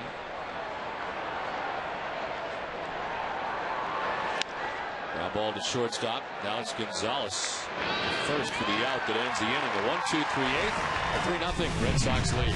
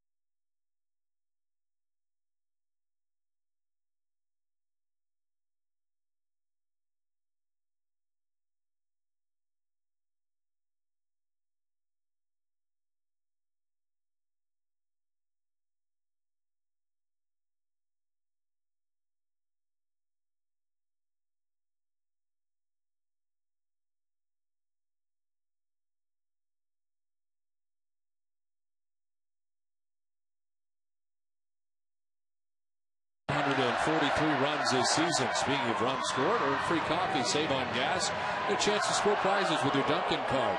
Go to DunkinDonuts.com/score for full details. No purchase necessary. The promotion ends December 31st, 2009. Well, Baldelli was called to pinch hit for Joey Gathright. That's going to cause Eric Wedge to come out and probably make a pitching change. And Veras loosening up in the bullpen. Veras will be coming in. It's 3-0 Red Sox here in the 8th.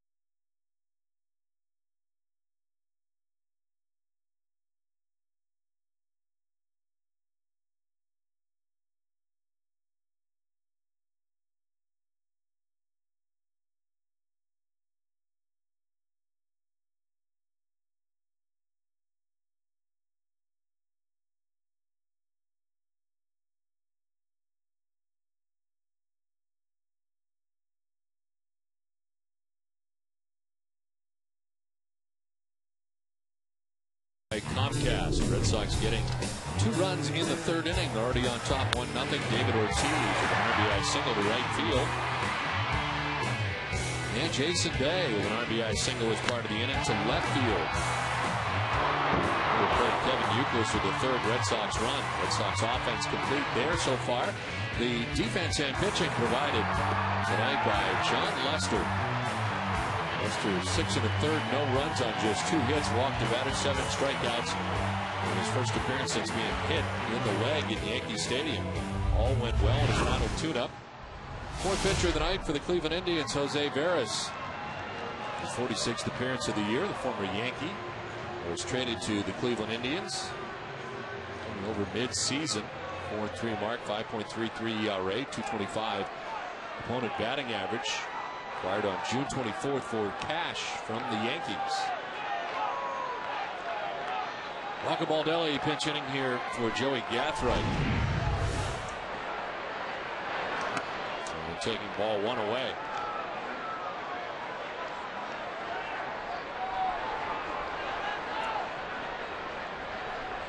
Safe situation at the moment, and Papelbon up in the pen.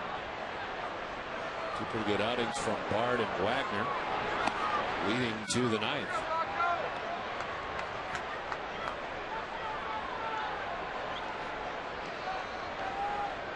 Tough series for the Red Sox against the Toronto Blue Jays, but they bounced back nicely here tonight against the Indians. Regulars back in the order tonight for Boston.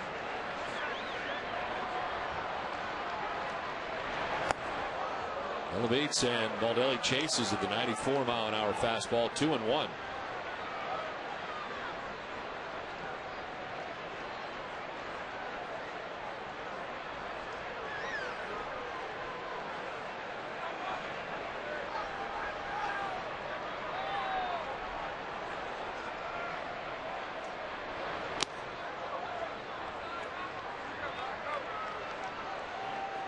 Third time that Veras has missed trying to go to the outside part of the plate.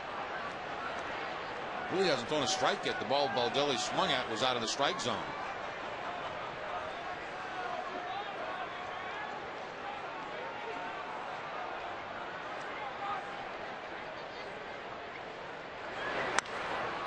Chopped to third, a half hop pick by Peralta for the first out of the inning. Sent it down to Heidi. Well, Don, I have an update on Cleveland starting pitcher Carlos Carrasco. He left the game after being hit by a line drive from Jacoby Ellsbury. He has a left medial quadriceps contusion. Don? And this is the result of that. The line drive right back at him. So it was a little higher than the knees, it turns out, the quad area, much like John Lester.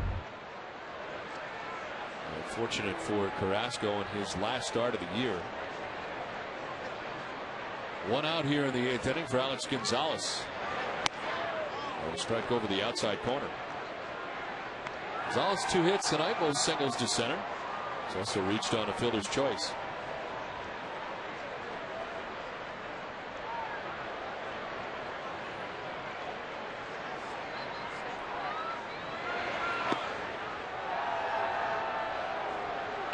A back-breaking breaking ball, wasn't it?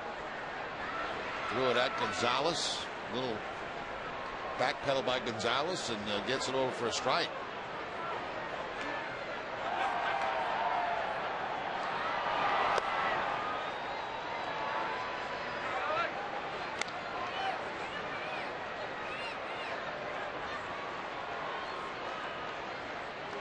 Three and a third from Carrasco, who had to leave.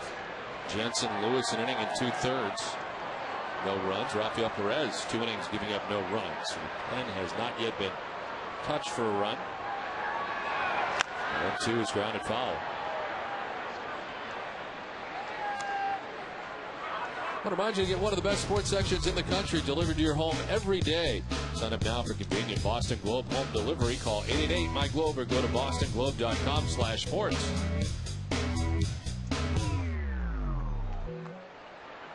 One out here in the 8th inning. Alex Gonzalez 2 for 3. Breaking ball fouled off the catcher. Marson took the mask right off his head.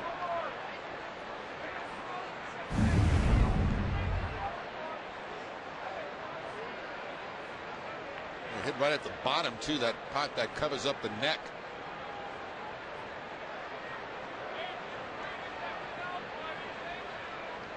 It's almost like getting dazed by a punch. Low punch.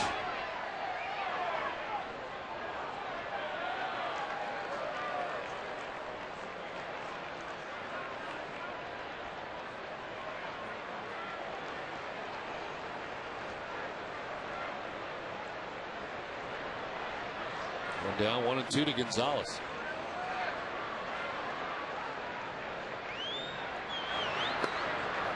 And tight 2-2.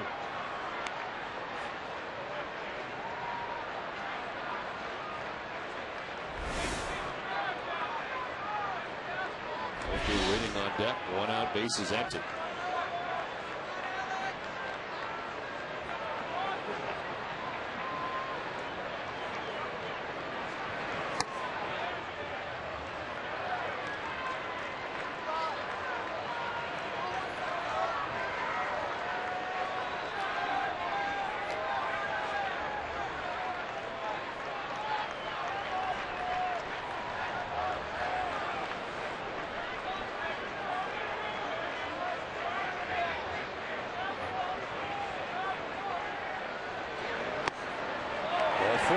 Gonzalez with 1 out in the inning.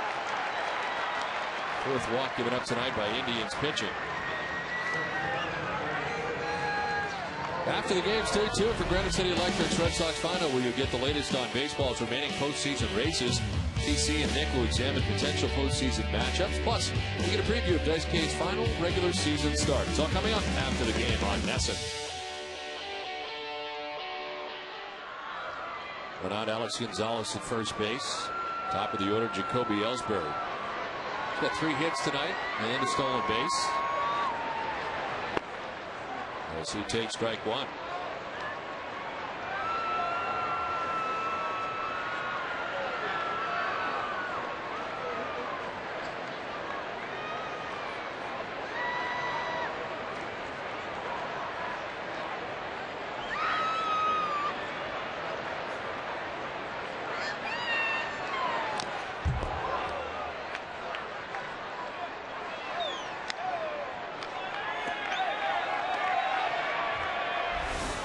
Pedroia waits on deck. One out. Gonzalez at first base.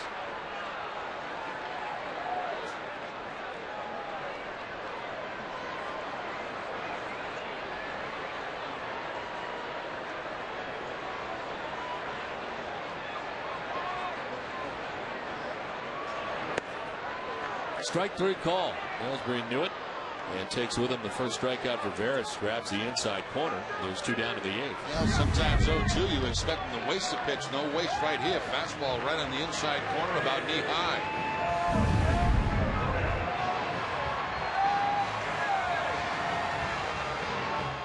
Two down for Dustin Pedroia.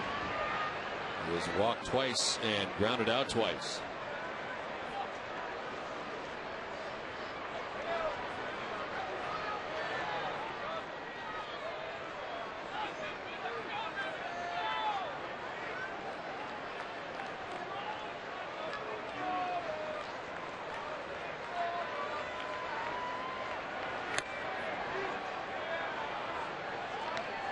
The right-handed hitters, he's really tried to keep that fastball away from them. Missing quite often off that outside part of the plate.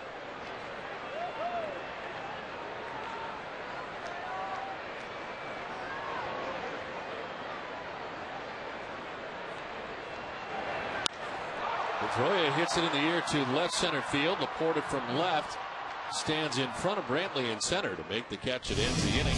We head for the ninth inning from Fenway. Red Sox on top 3-0. Papelbon coming on.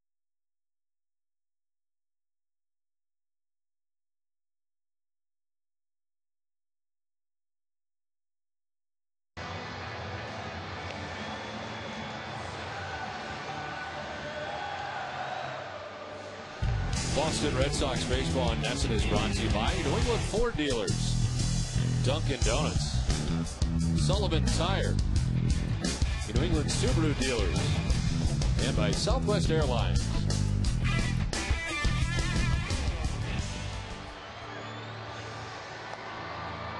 Ryan Anderson takes over in right field for the Red Sox. Gap right. Was pinch hit for by Rocco Baldelli, and the new pitcher for the Red Sox. Fourth in saves in the American League, Jonathan Papelbon. 37 out of 40 on the year. His 65th appearance of the year, 1.91 earned run average. And the opponent hitting at .218 against Papelbon. It is a save situation. Red Sox on top 3-0 as we head to the ninth, the top of the order. Michael Brantley to lead it off here for the Cleveland Indians. Right now, Papelbon in a stretch where he's converted 12 straight saves.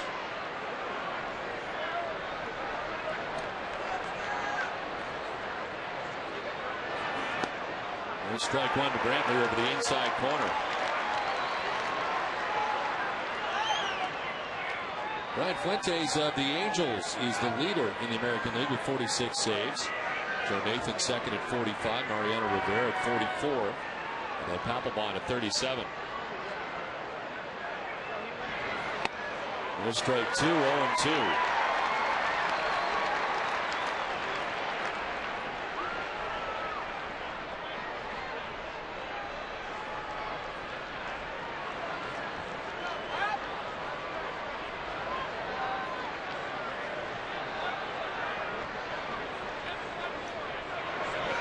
Swing and a miss, makes quick work. Michael Brantley strikes him out for out number 1 of the 9th. 94-mile-an-hour fastball from Papelbon right down the middle, no contact.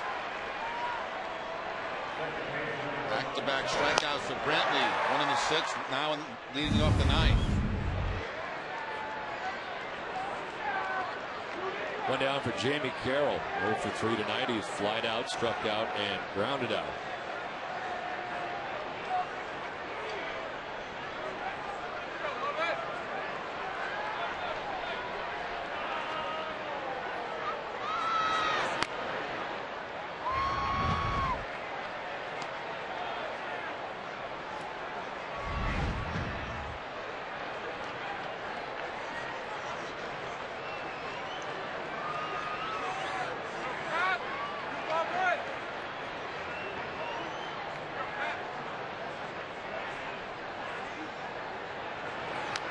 Carroll fouls it straight back, 1-1. 150 career saves for Papelbon, the club record.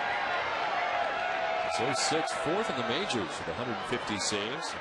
Good career against the Indians, 1.86 ERA, 7 saves.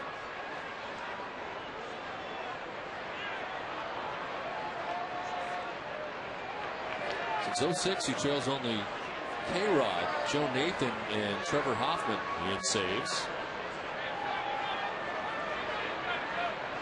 Ready with a 1-1 to Carroll. In there for strike 2, 1-2. Slider that time from Jonathan Papelbon. A lot of times when he comes in a 1-run game, you don't see that breaking ball, but when he comes in with this kind of a lead, 3-0 lead, he'll throw a few more of those. 6 saves this year, more than 1 inning for Papelbon. On for 1 inning here in the 9th.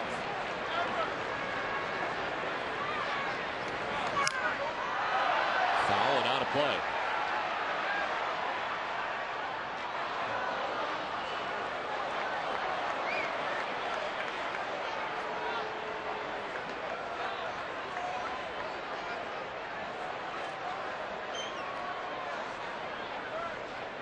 Johnny Peralta waits on deck, 1 out, 9th inning. 6th and a 3rd tonight from Lester, shutout pitching. Bard 2/3. Allowing no runs. Wagner full inning, allowing no runs. Papelbon for the 9th. 1-2 to Carroll. On the corner for strike 3. Back-to-back Ks for Papelbon, 2 down. There's not much you can do as a hitter with that kind of pitch right there except look at it and hope that the umpire does not call it a strike.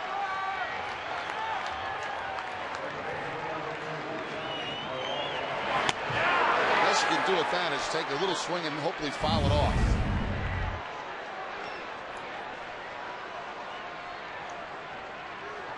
Two down in the 9th for Johnny Peralta. He was flied out, grounded into a double play, and walked.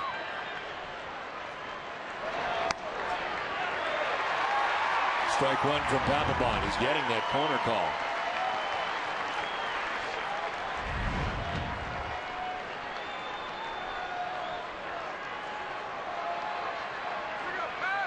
Nine pitches for Papelbon, 8 for strikes.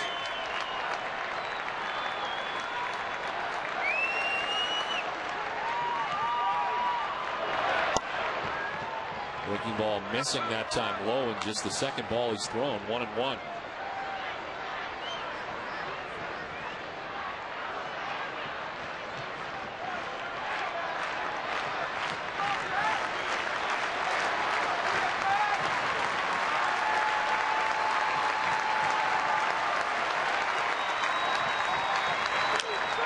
Chop to third base. Euclid with the long throw, plenty of time. Red Sox win. Boston snaps a 6-game losing streak tonight as they take game 1 of the series against the Cleveland Indians. A shutout, combined effort, Lester, Bard, Wagner, and Papelbon, as the Red Sox shut out the Cleveland Indians tonight 3-0 and out-hit them 12-3. WB Mason's extra innings is right around the corner, but come back and join us at Fenway after this for more.